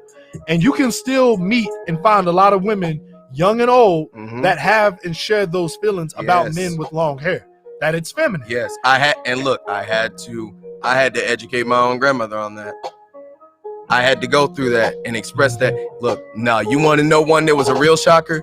There was a girl I used to date, and she was transitioning. And so one time we came to church together, and they was like, they looking at her hair and looking at mine, and they're like, ooh, your hair looks nice. It's like, who did your hair? And she pointed at me, and they all look like. Yeah. And they like, is that true? Is it? Yeah. Hey, this is like, look.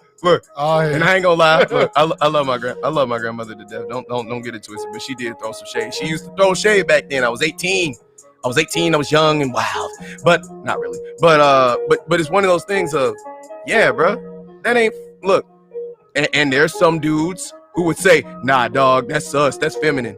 It's feminine to do the hair, to be fixing up the crown of a woman I date, of a woman who stays in my place, of a woman that you would want to stay in your place and look good. Foolish. Are you sure? Look, Hey. how is that sus, bro? Hey. Because I'm still getting everything out of it that you think you would. And your bum self don't even know how to brush your teeth half the time. Look. Hey. Look, and said, I guess it's where you are. Yes. Look, here, and that's another thing we need to say. Look, men, there ain't nothing wrong with good hygiene. Brush your teeth, cut your nails. I know I'm tripping because I always lose my clippers. But look, cut your nails, fix your hair, fix your beard, bro. Well, like Paris, I don't know though. With it. I don't know though. Ain't nothing wrong with looking clean. Cause I done been quite a few places in the United States, and I done lived quite a few places in the United States. In my case, I'm from Chicago. Yeah, you got to be more respectful than me.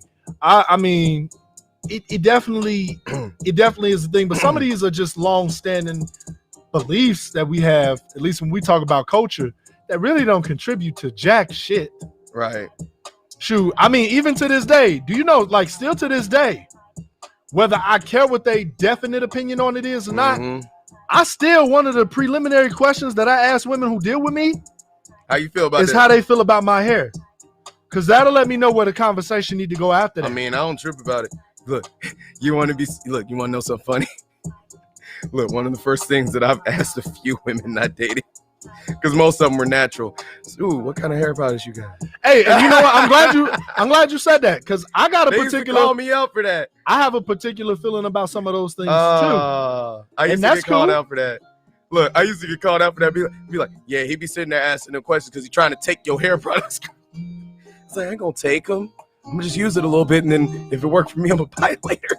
Some of these people, Paris, just still have long-standing beliefs that they got from their mamas, daddies, grandpas, and granddads. Yep. Some of these people live in diverse areas. And half of their granddads is mad that all their hair went away either from the Jerry curl juice or using too much of that Dapper Dan, knowing full well it wasn't for their hair. Right, because a lot of men start suffering from male pattern baldness before they even 40. Yep. I can't currently relate to that. And scalp sores. And that too. But, you know, yeah, I mean, even in our modern times, it's still a lot of people with that backwards thinking. And I mean, at the end of the day, there's still a lot of people that just might not like how you appear, whether that be the pigment of your skin and whatever stereotypes and bullshit they try to associate with that, or even how you dress or wear your hair. I mean, they still exist. Yeah. We still live in a day and age where people look at you crazy. Yes, Castro, what's good, bro? Said my hair draping at the moment. Come on, man. Speak on that. Listen, I just had a juice fade before I had this. Right. And people was looking at me crazy then. Look, bro, y'all don't want to see me with a fade. You probably won't. I'm promise you ain't gonna. And see that. I grew up as a kid rocking the bald fade. I was a bald fade kid growing up. Look, I was a bald fade kid, but not by choice. It wasn't my choice neither, but I ain't have a problem with it. Because I thought I was Michael Jordan low key. Bro, do you not realize I literally used misdirection on my own granddaddy to keep from getting my hair cut? I swear to God, I did that a couple times and it worked. I was like, oh wait, but we got to go to this place, right? Yeah, look, I started talking to him about other stuff. Let me remind you of your other errands, sir. Yep. Hey, look, because I will say this, there was only one person that could effectively cut my fro. Every time that we went, Jay's barbershop, that's where we used to go. Look, and it was a woman. It was a woman. She was the only one that could effectively cut my fro because all of them made it look like an extended high top. And I used to get clowned at school for that. Look, that was another thing. Speaking of colorism, I used to get called a dirty Q-tip, bro. Damn. White and black folks were saying that in class. Somebody would have got no! I would have fried every last one of them. Oh, I fried a couple of them. Because they was both, look. Or worse. Look. Now, look, I'm going to preface this with saying I was 16. The Lord wasn't quite done with me yet. I was mad, and I had just discovered my ability to Joan. You were 16 because or I more? Noticed. Look, because I noticed a little too much. Because a couple of them was two bigger dudes. They were of the bigger variety. They had boobies. So one of them, they kept trying to come at me and mess with me. I always noticed that one of them never did jumping jacks whenever we was in strength and conditioning. So you know what I told her? I said, look, y'all go laugh. I said, you know what? I finally figured out why you don't do jumping jacks. He's like, why? Because you're afraid when your titty's gonna smack you in the face if you do it. And did y'all become friends after that? Look, no. I mean, we cool now, but it's been years. Look. Oh, I used to say some mean stuff. I was a hateful little kid if you tried me. I was nice, but I was hateful if you tried me. Look, because I ain't gonna front. I told one of them, I'm like, look, I don't know why you talk. I'm like, the only reason you mad at me is because you got to lift your belly up to see your own yams when you pee. Bruh. The fact that I'm savage when I feel like. That's how I know you, like, you was definitely was like, those are some traumatic days. Because you still remember exactly what you said. Exactly. Hey, bro. You still remember the 2000s roast. Look, man. I was repping the crown. Protect your crown, king. I was on that before it was a thing. Because I literally used to tell my granddad, I'm like, look, man, you can't keep messing my hair up. You can't keep messing my hair up. It's like, why? Because, like, no, it ain't even that. Look, and I said this seriously. I said, it's the one thing that I have that defines me. Woo! Because it was the one thing I chose. I couldn't choose I couldn't choose a lot of things because as a teenager, you can't choose a lot of things. Right. I can't choose how I look. I can't choose my height. I can't choose my weight.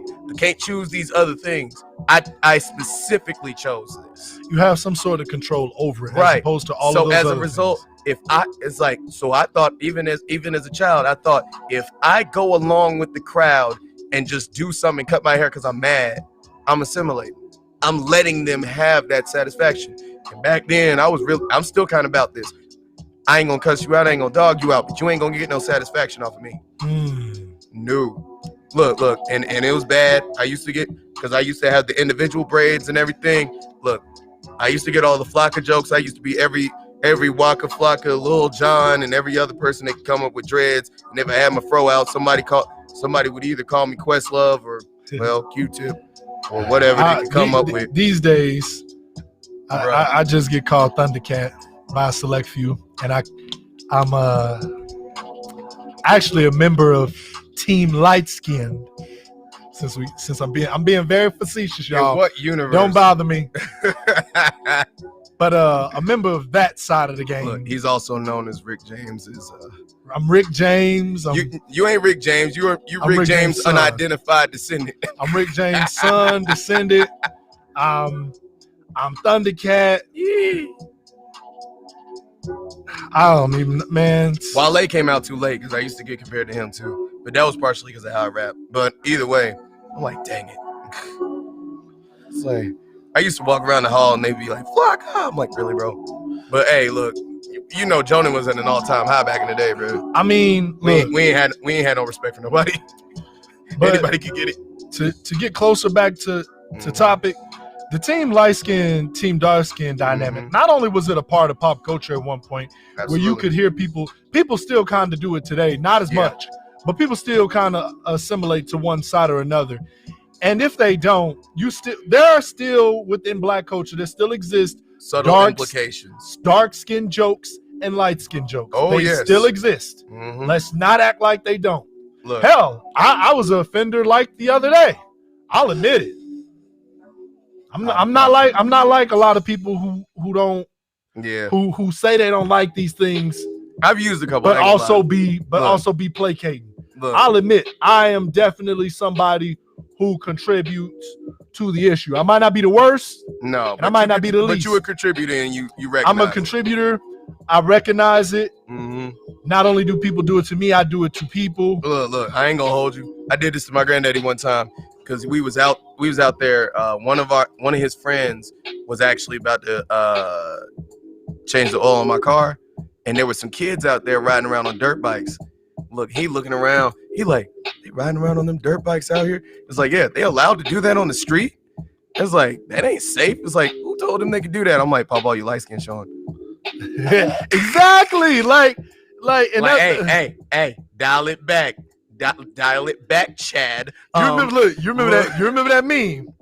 It was within the past week. I know you remember that meme I sent. Hold on. Please tell me you remember that meme. I didn't send it directly to you. Oh, okay. It's to the group.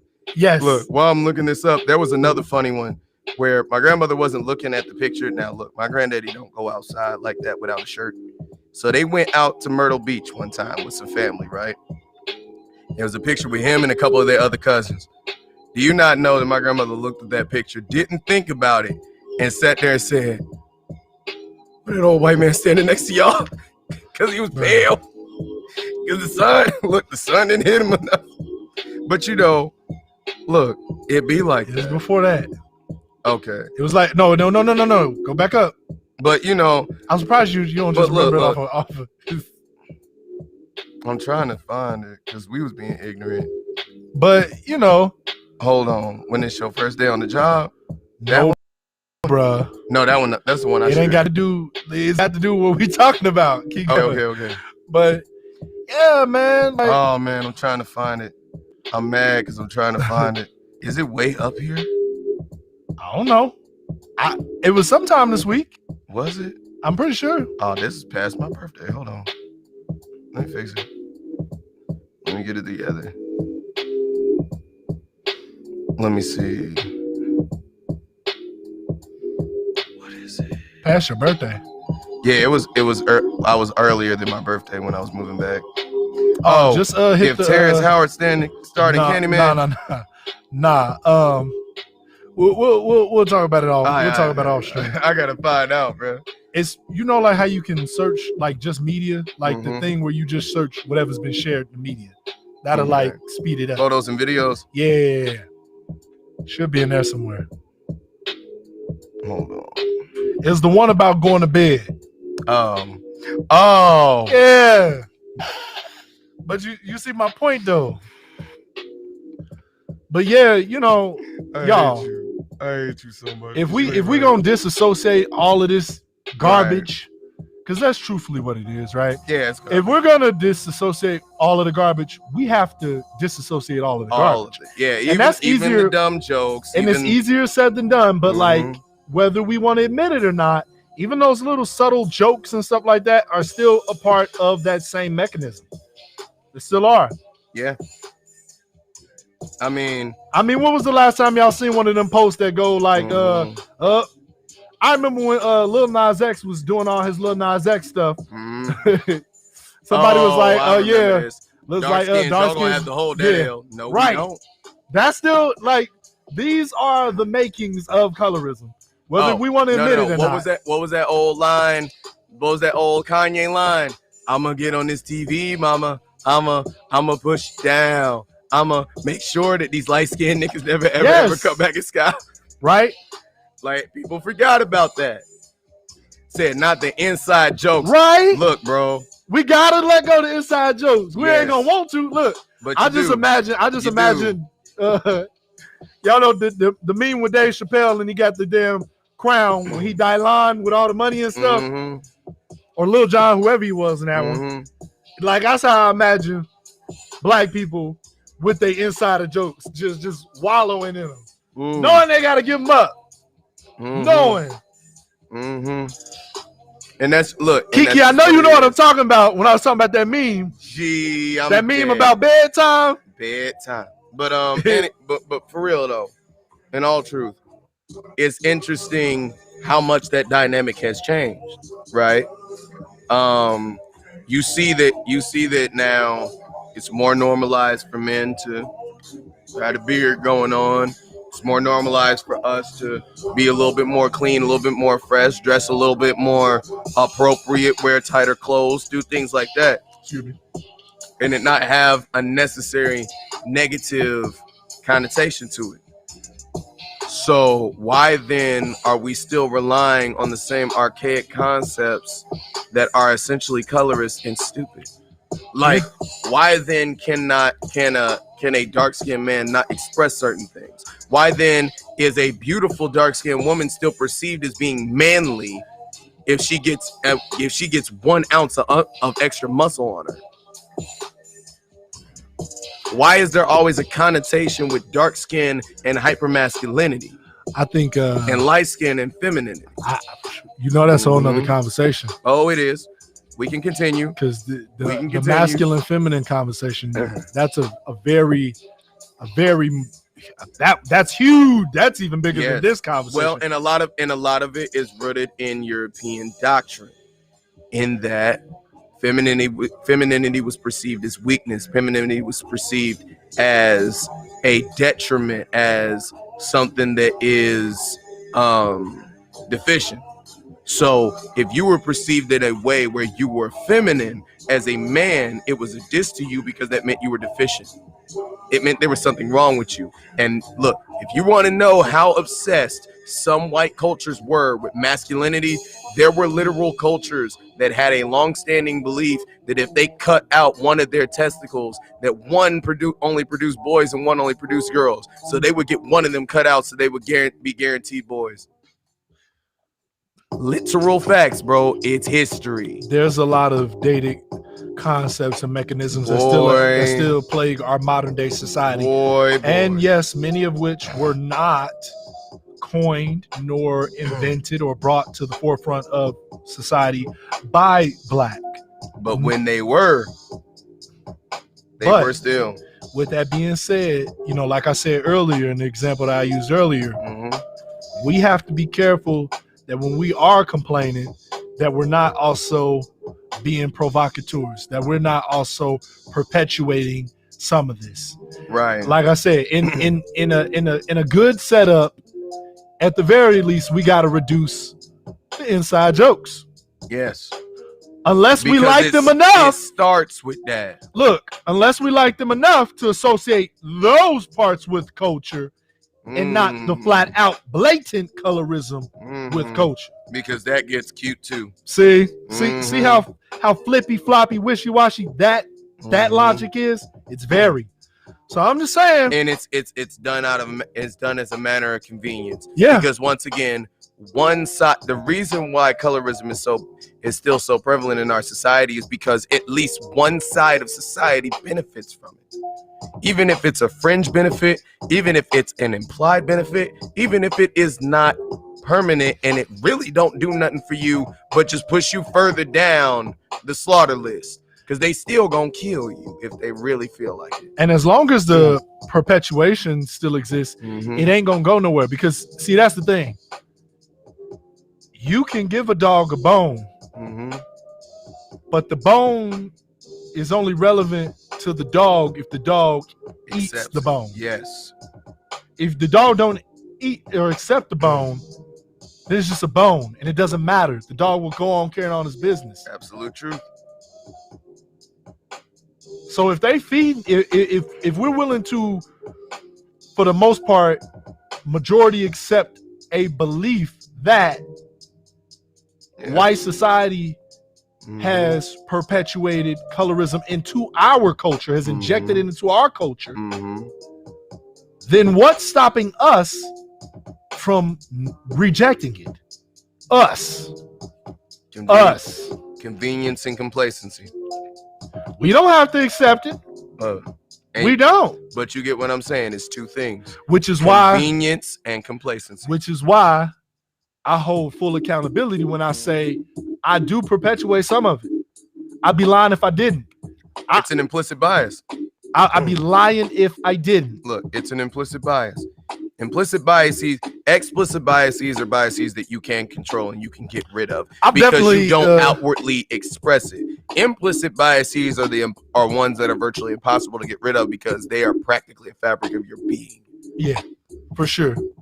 Like case in point, I ain't gonna front.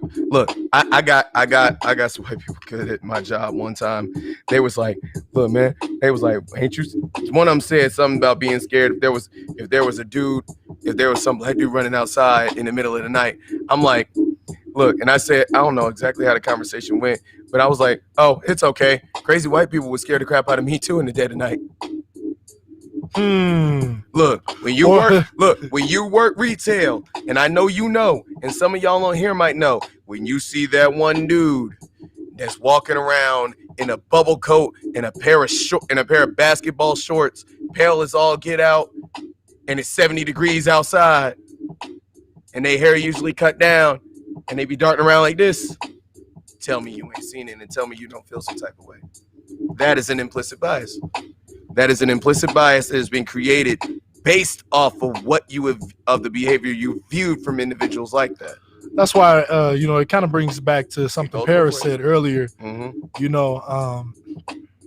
She didn't directly say this, but she alluded to the fact that, you are a product of your environment. The only thing you can do in these situations is control and regulate yourself. But we live in a world surrounded by groupthink, and at the end of the day, we're not as a whole in terms of the reality of it. This is a world consisting of people. So when we want to do revolutionary change, it may start with one individual, but to have the most effect, things need to be viral. Things need to be out in the open. Everybody needs to be subjected to it to some degree in order for it to see a monumental change. This is how movements and everything else get started. You need a group to go somewhere with some of these concepts. Otherwise, it just ends up being a select few people, minority, who have this one experience versus the majority of everybody else who don't. And that's how you have the generalizations versus the exceptions to the rule. Call back to an old episode we did. Y'all can find that on YouTube. You are super fried, but I understand. I had to do it that way. But you know what? Out here cracking the speakers. Oh, I'm not even about to. I don't even want to belabor the point. Also, sorry if I've hurt anybody's ears. I tend to talk louder and stuff in the mic in general. He is very boisterous. Yes, indeed. But look, I mean, hey, look, it's true. We ain't gonna grill y'all down. Seems like we grilled enough people down that half the audience left. But I mean, so, hey, look. But either way, if you were busy or if you just got tired of the stream, shout out to you for tuning in regardless. Shout out to those of y'all who's still up in here. Look, hey, those of y'all that came on during your job while you're dealing with your kids, doing other things. We got something for y'all anywhere else. But you right here with us. We appreciate y'all. Yep, and we will have our summarized 30-minute or less audio podcast. Right? We will have that version for y'all as well, because that's where we started. If you know, you know. Absolutely. We're going to provide y'all with that too, because we understand sometimes people don't have time. We are going to try and figure out what's going on with the links and why y'all can't connect with phones. There's got to be something else to that. I'm wondering if there's a way we can circumvent it. If there isn't, we'll find something else out. If there is, I will let y'all know. I'm going to look into it tonight/tomorrow. But okay. Yeah, I mean, to summarize, just basically how I feel as it relates to colorism, it's real. The best thing that I feel as a black person that we could do about it as it relates to black culture, it's not participated as much. No. Be the change you want to see. Absolutely. Break the habits break the inside joke habits. We got to. Because we're no better than the people who don't joke about it, who say it just blatantly. Because part of the reason why some of these people even get away with saying it is because they think it's okay. Because they see us behaving in a way that makes us feel it's okay enough. Justified it. Exactly. And society further goes to justify it. Yeah. And the bad part is, we don't have to participate. Look. Especially if you can like Martin all you want, but you can't sit there and always say that Gina was prettier than Pam. Some of y'all just thought that. If you of the opinion that it came from somewhere else other than black culture, and that has been injected into us, guess what? Fast and get it out your system. Right. Detoxify and get it out your system. Look, to make this a joke that I think a lot of the 90s kids would like. Look, it's okay to like the dark-skinned Aunt Viv and the light-skinned Aunt Viv. Facts. I like that. Like that. I like what you did there, because I like them both. Yeah. FYI. For different reasons. But I like them both. And it's totally okay. It's totally okay. And they both made the show iconic. Absolutely. We ain't never forget, though. No. Never forget.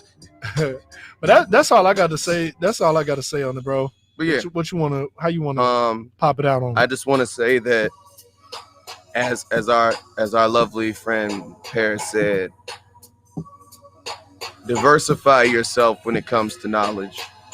Learn to love yourself and appreciate yourself for what you are and who you are, and take what the good Lord gave you and finesse it to the best of your ability. Yes, make the best of what you got. Because you know what? Look, somebody like it. All right, control the controllables. Somebody because I'm gonna tell you the truth. All these ones that you be calling ugly, all these ones that you say ain't that cute, some of the ones that really ain't that cute be the main ones out here having all these cute little babies. So somebody likes it, okay? Somebody is gonna be okay with it. Just make sure that they're okay for the right reasons, and don't utilize them for your validation. I'm just saying that as a truth and just a little hyperbole. But seriously, love yourself first. Yep. Appreciate yourself. Appreciate all this. There's gonna be some days where you stand in the mirror and you're gonna be like, Jesus, what happened to you? It still happens to me. And then but there better be some days where you stand in the mirror and you like, also, yes, sir. And if you're not in a place where you can invoke that energy within yourself to do for self, get some help. Anybody that's been following us knows we are big proponents of therapy, especially within the Black community. I read a stat the other day that said about 63% of the Black community, I think it was from Reuters. I don't know where it originated at, but Reuters was the article in which I was reading it from, their post. And it was basically saying that 63% of the Black community don't even believe in therapy. And that's basically something that white people do. Yeah. So, you know. Which, to be honest, they do it, but sometimes they don't show up. So we ain't gonna get into that. That's a whole nother conversation that I could have with y'all. We ain't gonna do that right now. But don't be afraid. Seriously. To go outside of yourself to get help. And I mean, if you don't feel you qualified, you're better off going to somebody that you feel is an expert. Absolutely. Other than going to some other person that thinks they're qualified. Please remember, don't go to Pookie and Ray with your existential crises. Just because their self-care and their self-love works for them doesn't mean it works for you. Yes. That just means that they figured themselves out. They mastered themselves. Right. But if you can't master yourself, get a professional. Get somebody unbiased. There are people who literally go to school and yell and argue with professors for years and write super long page and like 12-page dissertations until their fingers bleed just to help you. Yeah. It's okay. It's totally okay. You might even find out something about yourself that you didn't already know. You honestly will. You honestly will. Also, before we end the stream, I want to give a few shout outs as well as a few announcements. Ladies and gentlemen, we now have a Instagram. Some of y'all like, they got an Instagram? They didn't have one? No. Yes, we did. We finally assimilated. Yes, we did. We really waited. It was more so me than Nero, but overall it was just a group thought. We just didn't think we needed one. But we decided to make one for y'all. So y'all could stay up to date. We might make a Twitter. I don't know. We'll see. Maybe. Nero will be on that because I gave up Twitter a long time ago, like 5 years ago. But has it been 5 years?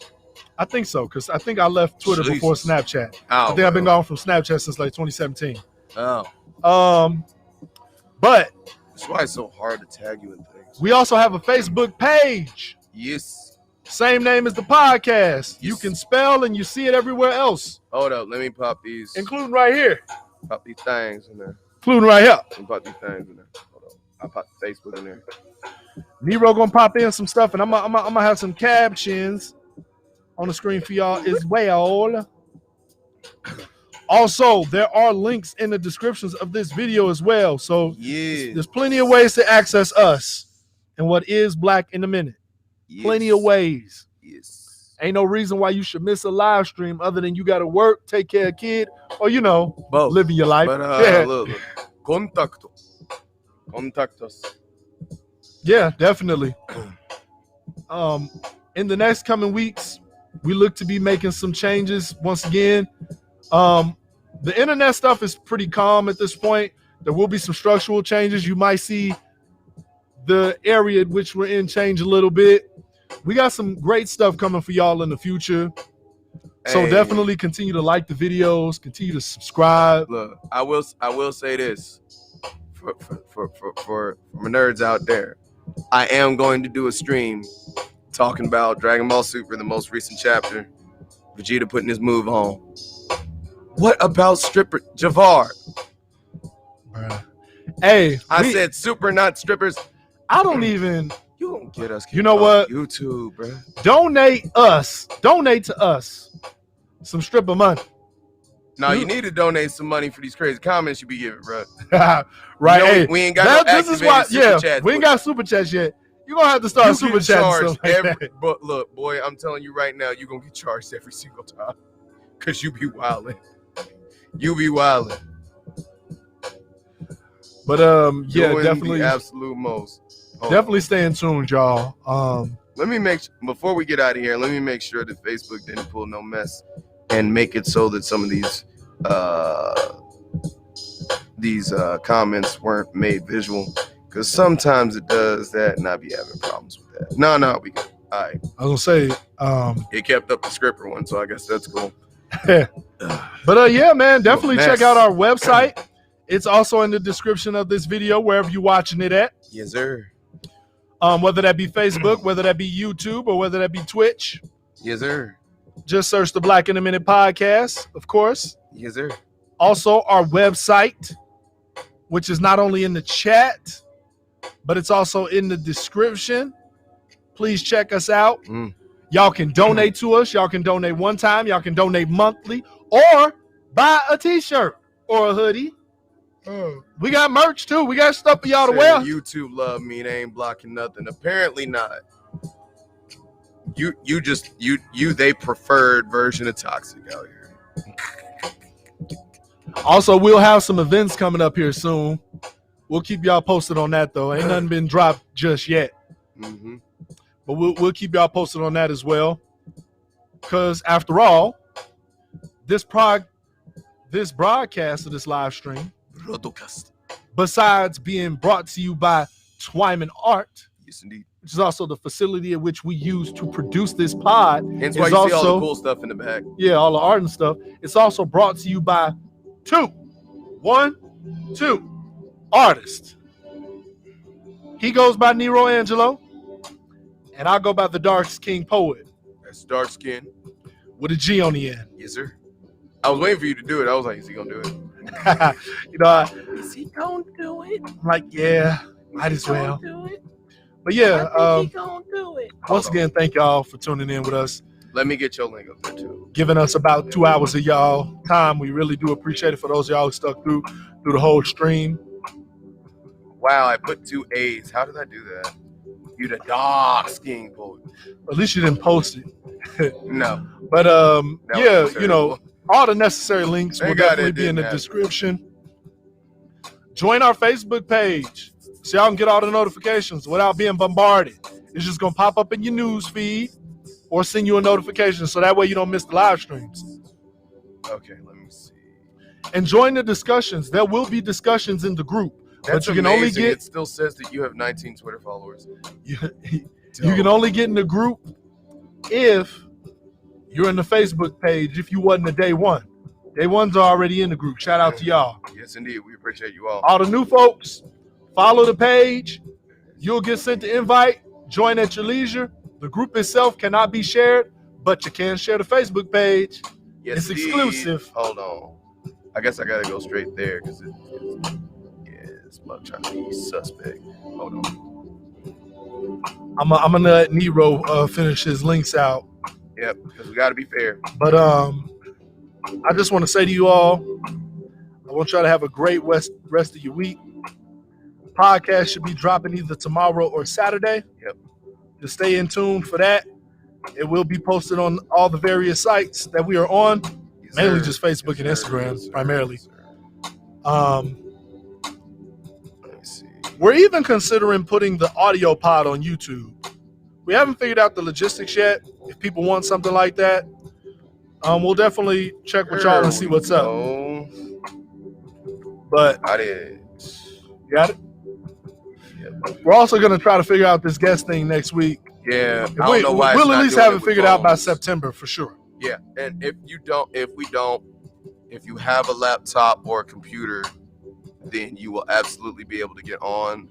We'll just have to figure out what we got to do with folks with phones, which I feel like there's a way because too many people be doing everything off their phone now. I did it. We did it. There's a way. But yeah, I was about to say, did you do it off your phone? Yeah, back when I was out of town. It might be the way the browser's set up. I'm gonna have to look at it. I'm gonna try it out personally. We'll figure it out. But yeah. Once again, y'all, thank y'all for tuning in. Yep. This has been the Black in a Minute podcast.